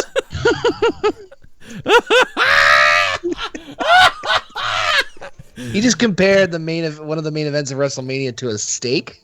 Eating a medium rare steak. I like it, Tommy. I get you. I fucking get you. But it just depends if Vince shits on it and says, "It's true. I want it to be shit because I want to build Roman Reigns and Brock Lesnar, and I want you guys to wrestle shit tonight. I want you to wrestle good." I got one more for you, Tommy, though. You have the undefeated Empress of Tomorrow, Asuka, versus, the most pushed female in the last 3 years on the main roster, the woman who can do a goddamn giant moonsault off the top rope, Charlotte Flair. What else could you have booked at this WrestleMania besides, I would tell you one match that I wish was on the card that isn't, and that one match is Bayley versus Sasha Banks in some kind of grudge match, and I would have added having Matt Hardy be in some sort of situation too. I would add those two things, but they have no time for all this shit, so they didn't do that. But other than that, think about it. In a weird way, even though the bookings suck, even though the build sucks, when you look at it on paper, it's kind of interesting. Not as bad as you think it would be. I know that what's his face tried to hate on it earlier, but he don't really pay attention to what's going on. So I would have added Balor Club and the New Day, and then just made the IC match, Seth Rollins versus The Miz. Yeah, I would have not had them. That is one of the things that I will say is, Tommy, I will say this: the tag team matches are kind of booked shitty in a way, but there is a ladder match, so that's cool. And there's too many. Well, that's not definite. Okay, well, there's too many multi-person mid-card matches. So I would have had at least one of the IC belt or United States title be a one-on-one. I'd probably would have made the IC belt a one-on-one. I would have taken it off The Miz, perhaps, or something. I don't fucking know. But I don't know. It is what it is. I can't book it better with what's going on right now. It might be really good. Maybe somebody else could book it better. But it's booked pretty damn good in a way. It's just the build that blows. Yeah, absolutely. But Tommy, what do you think about that? Because when you think about it, could you book it better? I don't know, Joe. Like I couldn't. I'm trying to think of what wrestler I would want to particularly book for WrestleMania to be the most awesome, electrifying moment in WrestleMania history, because that's what WrestleMania is supposed to be. Wait a minute, like. But envision this, Tommy. Envision this, right? Brock Lesnar and Roman Reigns have a fucking brutal fucking fight, right? Just a brutal beatdown fight. And eventually, maybe even Paul Heyman turns heel. I don't know. And then joins Reigns. I don't know. But Reigns... You think Paul Heyman would do that? You think Paul Heyman would turn on Lesnar just like that? Because Lesnar could snap him in half like a fat Tootsie Pop. Okay, Tootsie Roll. Well, but it's not real, honestly. Tommy. It's not... But so... but no, I don't think that is going to happen, but it is a possibility. But here's the thing. Roman and Brock... Listen, as much as I don't like Roman, and as much as I hate that he's in the main event, I'm kind of bored by the whole thing. He had a decent match with Brock the first time around. And so they're going to have that drag-out big guy fight. And so there you go. Shinsuke Nakamura and AJ Styles are going to please all of us big wrestling fans. You can't top that match.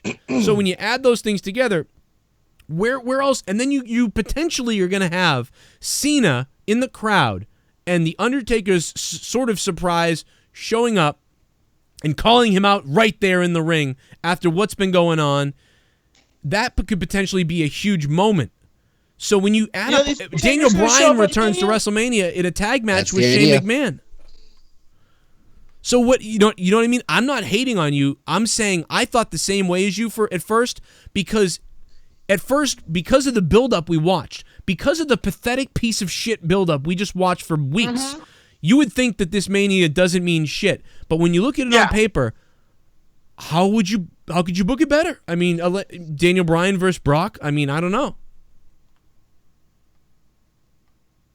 Most definitely, Oh, I think Daniel Bryan could go 1v1 with Brock Lesnar because with Lesnar being a mat wrestler and Daniel Bryan being a high flyer, I think it'd be an interesting match. Honestly. Oh, it would definitely be I've always wanted that David versus Goliath thing.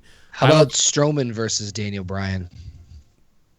That'd be wild. Strowman? Oh, yeah, we didn't talk about his match. He's in a tag title match. And, yeah, a minute ago, Jake said, too bad for Braun because of whatever.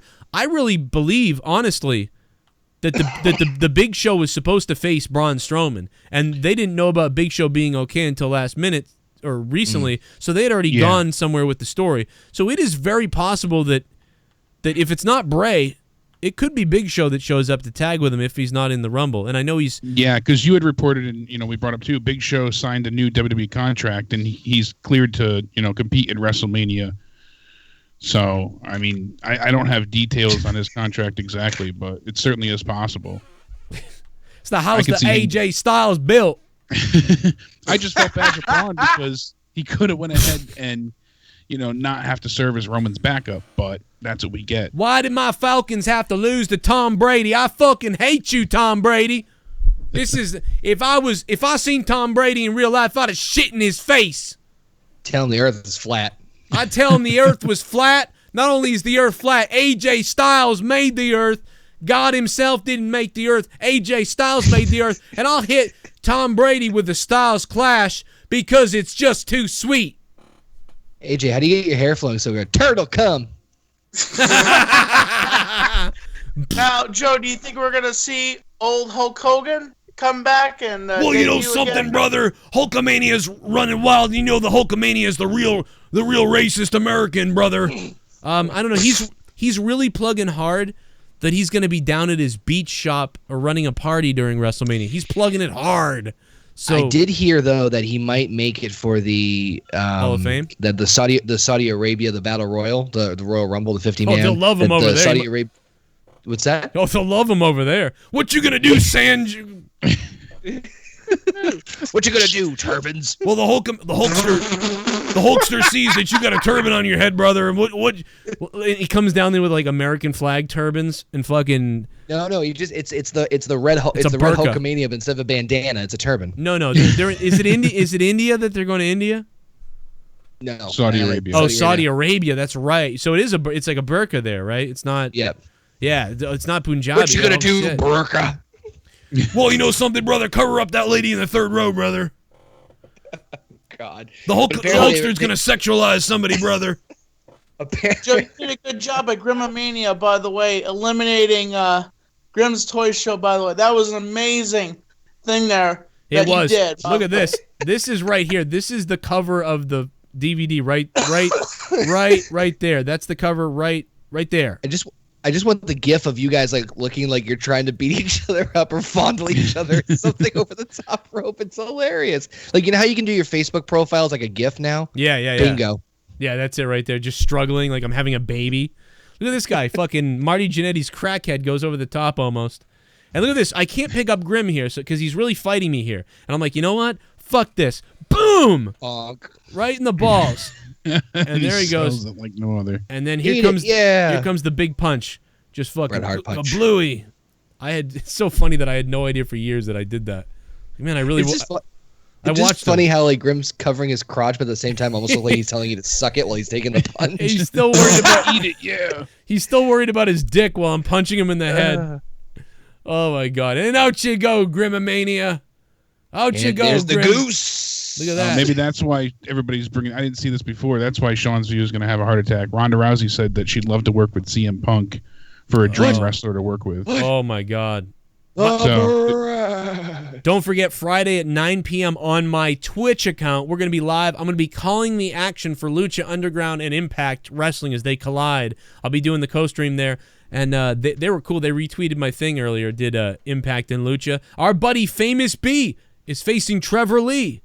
And I'm going to call the action live. So join me on Twitch this Friday before Monetize This. Before Monetize This, I will be live calling the Lucha Underground versus Impact. Impact versus Lucha Underground. It's going to be amazing. April the 6th, this Friday, before Monetize This. And yes, Grimm. And then, yes, sure, Grimm did pull me out. But, you know, I love it. Listen to the fucking... better.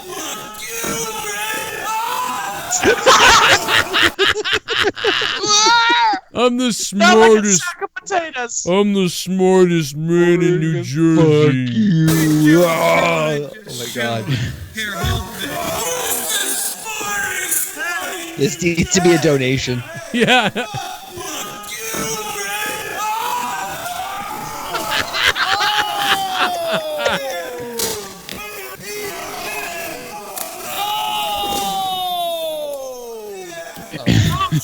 Oh, Joe's road camp. My God. I almost got the Seth Rollins pants on there. What What the fuck? Burn it down. Joe, I loved your clown mask segment. That was hilarious. I love that. I knew You you'd and love the clown mask. one. I knew you'd love that clown mask one. Shit bum. I Tommy, was just laughing. I'm stop. like, You wait a don't minute, watch, you that's just Joe go off wearing of the other clown mask. people's Recognize opinions. Nicholas. Tommy, just stop. You don't watch, so just go off other people's opinions, Broken Lion says.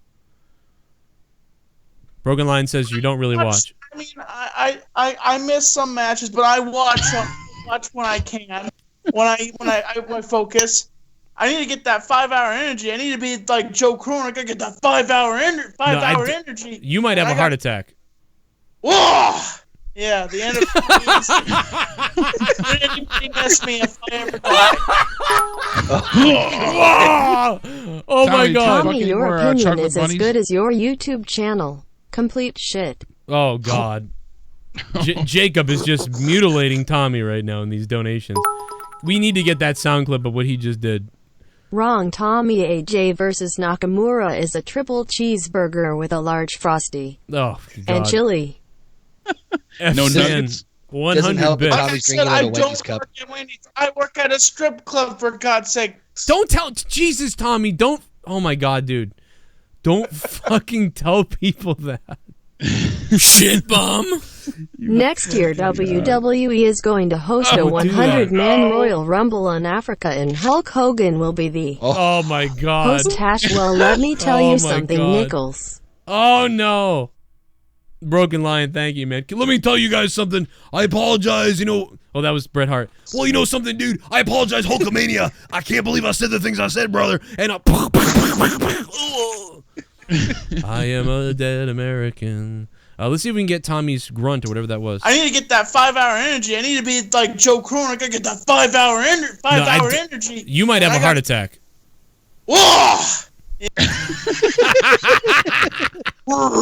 Raw. Versus Nakamura is a triple. Tommy, Chad is on that. Wow, that was amazing, that sound. What the fuck? What did I just come into? Ultimate Warrior. Come on, the spirit of the Ultimate Warrior runs wild. You would have sounds like a warthog. You would have loved the 80s, Tommy. You would have loved those. What a wonderful phrase. Tommy, you would have loved like the Macho Man and the Warrior. You would have just loved it.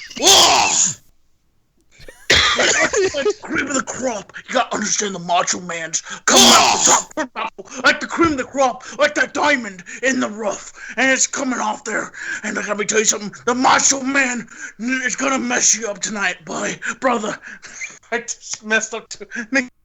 In the name of Jimmy Valiant, I now hang up on thee, Tommy, and C2010. Rest in peace to Jim. Johnny, go do your shift at the strip club, Tommy. I say Jimmy. I'm just out of my mind. He was fucking freaking me out.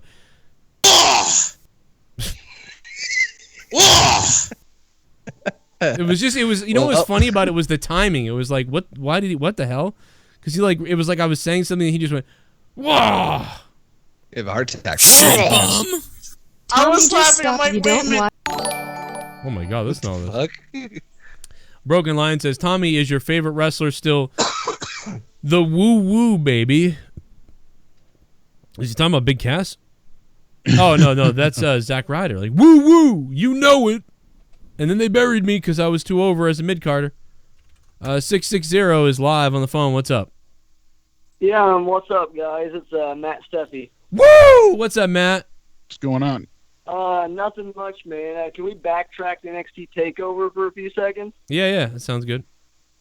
Okay, so Gargano and Chomp, would you agree is probably going to be match of the show? To me, it is. Yeah, I think it's going to be. Maybe it won't, but to me, that's a hot fucking match, dude. That's like one of the most. Yeah. That's like Bret Hart and Stone Cold, and that's why it's too bad it's not at Mania, because if that was at Mania with this shit, and the crowd could be hot for it, like this could be. I did not know that Tommy works at a gay strip club. Oh no. It all makes sense now. All the Kuman wanting to rape Joe. I've been trying to protect Tommy for a while now, but I don't know. It might get out now. I don't. Good luck, cat's Tommy. Out of the bag there. Good luck, Tommy. But no, dude, like this is the Bret Hart versus Steve Austin to me in a way. But yeah, what do you think about it? Yeah, so let's fast forward now. I'm gonna say right now, I think Ciampa needs to win this. because going towards SummerSlam for that takeover, which would be the next really big one, how would you feel if Tommaso Ciampa challenged Aleister Black for the NXT title? Yeah, that's not a bad idea. They could really build up Ciampa. Unless the only reason why I could say that maybe Gargano could win is the only way is if for some weird reason they want to put the belt on him in NXT. But if they don't and they want to move him to the main roster, then yeah, you got to have Ciampa win then so he can be a top heel over there. Yeah, I just think Ciampa versus Aleister Black would be a really good matchup for the show. Dude, that would be awesome. I would love to see that. I mean, I especially if Gargano moves on afterwards. We keep saying that, but he keeps staying there. But yeah, I don't know. Then yes, I would like to see that. It's going to be awesome no matter what. They could go either way. They have so many different ways they could go with all these guys, and with the way that they book fairly well. They don't even book that crazy in NXT sometimes, but they do a way better job than main roster. And that's what's messed up. If they could add a little more character and even more storylines, NXT would just destroy. And what they do right now is really good. And what the main roster does is it's 2 out of 10 good storytelling on the main roster, and NXT is 7 out of 10. It's incredibly different. It's bizarre. Yeah, okay, and one more thing. Do you know the card at all for the Impact versus Lucha Underground? I was just wondering what your match you were looking forward to most was. Oh, yeah. Let me see. Let me pull it up here. Let me pull it up because I had it up here a minute ago. I have my list here that Impact sent me. Let me grab it. Hold on. I actually have it here. It's pretty massive. It is massive. There's a lot of shit going on. I'm not sure how it's going to fit into this. Yeah, if you got it there, why don't you read it? I have the list somewhere. I can't find it. I'll probably mispronounce these names because some of them I don't know. But of course, you got Fabulous B against Trevor Lee, Eli Drake versus Brian Cage. This one sounds fun. 6-way between Evan Bourne, Caleb Conley, Moose, Jack Evans, Montaza, Cuerto, and Chavo Guerrero. Holy shit! It's gonna be crazy. Scott Steiner and Teddy Hart versus OVE. That's interesting. Teddy Hart, man, that's wild. But just him and that's weird. This one is I'm guarantee everyone's gonna want to watch Sami Callihan versus Eddie Edwards in an I Quit match. Yeah, that's forgot gonna about be that. King Cuerno and Drake. That's not versus Lucha. Yeah, right. Versus Drake. King Cuerno. It's actually Jeremiah Crane versus Eddie Edwards. But yeah. Yeah, it's AKA Sami Callihan. Yeah, because he's in both. Sammy's in both companies, so yeah, that's kind of funny. King Cuerno and Drago against DJZ, Andrew Everett, and Aerostar, King Cuerno and Drago versus DJZ, Andrew Everett, and Desmond Xavier. Ali from Impact Wrestling against Taya from Lucha Underground. Is this all going to fit into 2 hours? It looks like it, yeah. Because, it says 9 p.m. April 6th, Impact Wrestling versus Lucha Underground. And at 10 p.m., it's Hood Slam. I mean, it's 9 matches. How are they going to do 9 matches in an hour? So there's going to be a couple of squashes. No way. They're not going to be able to air all these. Look at this. 9 p.m. Impact versus Lucha. 10 p.m. Maybe they don't Hood air Slam. it all. They're not airing them all. Yeah, they're not. Yeah, because they can't. 10 p.m. is Hood Slam, and yeah, there's no way. God damn. That's really weird. I didn't know they built Wendy's inside a strip club. Oh yeah. Are you kidding me? That redhead. It didn't help that Tommy was drinking out of a Wendy's cup while he was talking to us. Was he? Yeah. Oh my god! That's what I was giggling about earlier. I work at Wendy's. What a fucking idiot!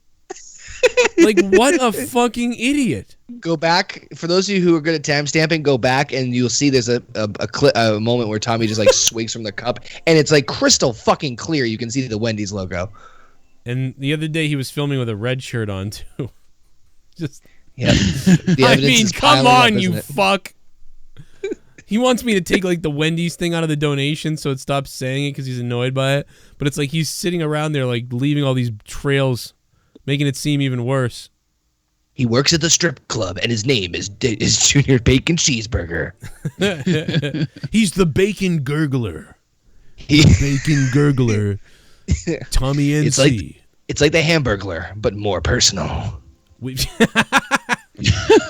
Hey, so I'm gonna be doing my predictions video. I'm sure you're gonna do on Connor and everything, but I just want to, try to invite. Oh, fucking Christ! Invite everybody to my video as soon as possible. So I mean, yeah. So I mean, if you want to show up for that, we just got to pick a time. Jake. I mean, guys, I don't know. Maybe tomorrow would be good because it's Thursday. That would work. You want to do that? All right. What time's good for you, Connor? Probably later on in the evening. Okay, we'll do it later. That's fine. Cool. That sounds good to me. We'll do our predictions now. Then I'll have release it like Saturday maybe or something, or Friday. I don't know. That sounds good to me. Jake, are you playing PUBG tonight? Yes, sir. Oh, Jake's down. We're going really late here because obviously WrestleMania, so we wanted to, wanted to cover everything. So, last thing I was going to say is Jonathan Coachman said that Ronda Rousey has never faced any of the pressures like WrestleMania. And then in a recent interview, she kind of agreed. She said that she's been in main events in UFC, but this is on another level. That's why Kurt's there. I mean, It's like the buffer. The pressure to perform in front of new peers. She's coming in. She's taking a very, very lucrative spot in WrestleMania. And, everyone thinks everyone that's on her side feels like she earned this spotlight, but there's many critics in the back that says she doesn't deserve it, so she's trying to prove everybody wrong. I'm sure Sasha and Bailey aren't happy. No, I mean they're not on WrestleMania. Takes away from their match. And you know what? Go ahead. No, I was just gonna say, they're probably gonna have Ronda come in at some point early in the match, or maybe and do one little thing quick, and then get out. That way, the nerves and all the adrenaline rub off, and then she can come in for the end to do whatever wrap up on the match she'll do. I don't know if that's true, but I'm just thinking that's how I would think they'd handle it. Yeah, I mean, I like Ronda. I really hope she does well and succeeds here. It's been a bit rough for her. I feel like she's gradually gotten a little bit better every time she's gotten on the mic. Yeah, she has. They're still treating her with kid gloves, but you got to keep in mind too. I mean, UFC, she performed well, in front of large crowds, and we haven't seen her wrestle yet. We've only seen her, do a few minor moves. So it's a different mindset though. When you're in UFC, you're thinking about like literally thinking about strategy and fighting somebody and what you're doing there. In WWE, you're literally worried about what people are thinking about you, or are you performing the right way in a different way. It really is. And you're worried about your opponent's health too. Yeah, and doing the right spot and all this. It's got to be way more nerve-wracking. You don't want to injure anyone. Well, yeah. It's going to make or break her. You want to avoid. Yeah, this could be. Yeah, dude. I'm concerned about her mentally if she were to have a devastating sort of botch. That would be just horrifying, and I gotta believe they're aware of that and they're staying away from that. Hopefully. Connor, anything you wanted to add about WrestleMania and shit? No, just it's gonna be a hell of a week. Holy shit, there's gonna be a lot of wrestling. Dude, Jesus. I'm really bummed out about my channel being fucked right now. I mean, we work all year for this. But the good news is all the new people that find us over here, we'll steer them over to the Joe Cronin Show, and hopefully they'll go over there. And it's just depressing. Maybe YouTube will fix the problem. Maybe YouTube will fix the issue. I don't know. It's hopefully they do. If they don't, then fuck it. This has been my story many times before since 2012, and we'll get through it anyway. And on April 18th, Corrupted will be able to go live again. So I'll be going live from there. Also, Thursday Night Throwdown will emanate from Corrupted. Thursday Night Throwdown, I believe I'm still going to do it. I'm still going to do it tomorrow night, and we're going to do it live from Twitch and possibly on YouTube as well. I don't know yet, but it will be live definitely from Twitch tomorrow night. Thursday Night Throwdown at 10 p.m. on Twitch tomorrow night. Join me for that. Should be about an hour-long show. Call with anything. Your life, bullshit around you, things you're mad about. We're going to talk about anything. It won't be a wrestling show, but we can talk about it if you want. We'll talk about anything. Sports, your sports team, whatever the fuck. We'll talk about everything. You got some dirt on somebody, you're mad at something, this bullshit, that bullshit. It's going to be funny, and it's going to be fucked up. It's Thursday Night Throwdown. It's going to go down tomorrow on Twitch, at least, and then maybe on a YouTube site. I'm not sure yet. It was supposed to debut on Corrupted, but it won't be on Corrupted till after April 18th. So I'm excited that Thursday nights I'll be live now at 10 p.m. Eastern Time, U.S. There we go. I will give you guys a few seconds to call. If anybody else wants to make one last call for a second, you got about 90 seconds when you call. Get your point across. 339-226-6610. If you're outside the U.S. or Canada or wherever and you don't want to call on that number, you can add me on Skype. We'll try to add you on Skype and get you in that way, but I definitely recommend calling the number if you can, 339-226-6610. And that's it, man. Jake, anything you want to say? No, that's it. I mean, we've got a busy weekend coming ahead, and I just hope everyone enjoys themselves. I hope Mania's, lives up beyond everybody's expectations because, like we said, good on paper, a lot of possibility here. And we are going to go live for some PUBG for a little while, so join us for that. We're not going off the air right now. We're staying on the air. And we have our good buddy Sausage on the phone. Also, if you guys could become a patron, please become a patron and support the show. Thank you to D-Moon for upping his pledge and everybody else who upped their pledges this week. Holy fuck, we love you for that. You keep these shows on the air and me doing all these shows. Sausage, what's up, bro? Hey, man. All right, so here's my deal with this whole situation. NXT, I think NXT is probably going to be the better show this weekend. Wow. They really had a good show tonight, and yeah, that's mostly it. I think NXT is going to be really good. They have Johnny Gargano, Ciampa. I'm really excited for that, and yeah, that's it. I think NXT has the possibility of what they always do, which is being the more sort of complete show where you could put the whole goddamn thing on again and watch the whole thing, but WrestleMania will have some really fucking cool, like, individual moments, and so it will be close in that way, if that makes any sense. But you might be right. I'm there with you. NXT's pretty fucking amazing looking. It's almost like an ROH show or something that's, Supercard and that shit. I mean, dude, watching, that's the thing. I'm going to have my Ring of Honor up review as well up on Patreon. That's going to be fun. And I have a lot of friends over at Ring of Honor, too, so I definitely urge you guys to check out Ring of Honor. It's going to be a lot of fun. For sure, man, yeah. And I'm excited for the new show, Thursday Night Throwdown. That should be good. Oh, dude, we're going to throw down balls on motherfuckers on Thursday night. It's going to be crazy. Get ready. If you got somebody who fucking pedoed you, we want to hear about it. We're going to find them. I'm just kidding. Oh, God. No, we'll I got stories. Oh, God. Yeah, I got stories from the gym teacher. Fuck that gym teacher. We'll beat his ass. No. Sausage, thanks, man. Hey, 210 is on the phone. What's up, 210? What's up, Joe? How you doing, man? I can't wait for WrestleMania week. NXT. I can't wait for that. Are the Usos going to be on the main card? They better be on the main card this year. Yes, they're going to make it because the cruiserweights aren't going to make it. So that's I think what? why. Oh. Yeah, the cruiserweights won't make it. Did they announce a TLC match, or are they just going to make a regular triple threat tag match? That's a Jake question. Regular. Oh, Connor knows. What? I think it's a regular at this point. As far as I know, up until right now, it's a regular match. Yeah, right now it hasn't been announced to be a TLC, but apparently that's still in the works to happen. So hopefully it does. Hopefully that's. I hope so, because there's no, I don't want to say gimmick matches, but yeah, there's no real stipulation matches on the card. Hopefully there's no cage match, no Hell in a Cell, no tables, no ladders, honestly, no chairs. I hope that's one of those things that they save for WWE.com. Like on Friday, they go, breaking news, WWE.com has learned that now the match is a ladder. That would be nice if they did that. That would be good. That would be great. All right, thanks for the call, guys. Yeah, man, thank you for calling. Good shit. We had some good calls here. I was worried at first, but we got a lot better. They pulled through. And I'm sorry to the people that didn't get through. Please always, try a couple times, see if you can get through. And let's give John another chance. He fucking spoke out of turn, and I hung up on him. But let's try him again. The rule is if you come on to Skype, just don't talk until we say hi to you. Because usually I try to put you on hold. John, what's up, John? John, can you hear me, bro? Johnny boy. John, what's up, John? It's not John, well, but okay. Well, we lost John, but 856 is on the phone. What's up? Yo, man, I just came back from a party. I'm a little stoned, so I just want to say, what's up, man? I can't believe your show's still going on. It's almost 2:00. Yeah, dude. Hey, it's WrestleMania week. This is the money, bro. We got to bring it.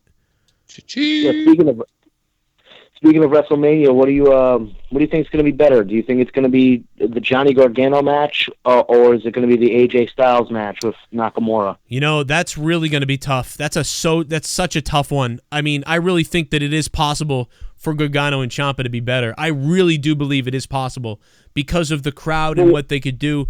I'm going with AJ and Shinsuke, but me too. Yeah, I'm going with them, but it is possible. It really is. It could be. Watch them. But watch them only give. Oh, I'm sorry. Go ahead. Yeah, watch them only give Nakamura and AJ like 12 minutes. Oh no, dude! I'm killing myself. Last year's WWE match, a WWE Championship match, only 12 minutes. That's true. Orton. But I think that's all they could go at that point, too. You know. Yeah, I can't swear believe if we see more bugs on the ring, I'm gonna go crazy. I think that there's split hairs between those two, but I think Gargano and Ciampa only by a sliver is going to do better, and it's only because of the NXT crowd and honestly the build. Yeah, and you know the build is just amazing, and that's the thing. But you know with Shinsuke and AJ, you got to remember that the WWE knows what. At least I think they know what they're doing, which is like, listen, we're doing Roman and Brock for the majority of the casuals or whatever the fuck people, but we know that in order to do that, to please the hardcore fans that are going to be at WrestleMania, we have to deliver a Shinsuke AJ Styles match. I got to believe that match is going to be 20 minutes. I mean, really, like, I need to believe that. I think they absolutely know that they're giving their two top matches are different sorts of matches, and they want to deliver the right way on both of them. And then on top of it, you can throw a third match in with the women are getting justified with Asuka and Charlotte.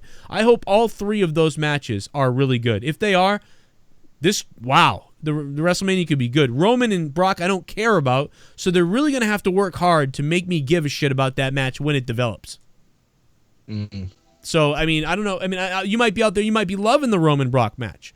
You know, in the end, they can write these horrible stories every week, but you can't take away an amazing match that we could get with Styles and fucking AJ, which hopefully we'll get.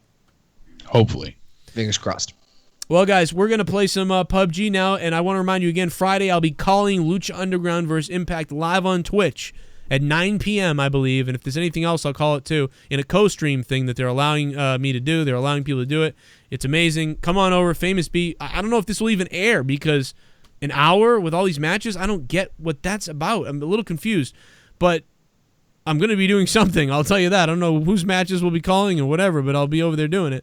So make sure you join the Twitch. Plus, I'll be streaming a lot on Twitch with a lot of replay VODs and stuff like that. And I've had Morning Madnesses on Patreon last couple nights, 40-minute Morning Madnesses. So if you become a patron, $5 or more a month, you can go listen to those and download all the audio. I'll have my Ring of Honor reviews and NXT reviews and 205s and all that shit on Patreon coming up this weekend. So be a part of the Patreon, patreon.com/Joe Cronin Show. We're also going to have some Q&A videos where you guys can ask questions via video on Patreon, and we'll play it on the show, and I'll make videos using your video. I'll make, like, if you have questions or you have comments, and I'll react to those. Those are going to be a new feature we do, so that's going to be cool. And that's it. I'm done. We're going to play some PUBG now. Thank you to Jake DeMarco. Countdown ended. And, of course, Connor from OKFabe, at OKFabe on Twitter, youtube.com/OKFaber. He'll have his reviews and predictions up on his channel as well. You can want to hear more from Connor and get a different take. Definitely subscribe to him on YouTube. And we are now going to play PUBG. We're going to stay live on everywhere right now, though.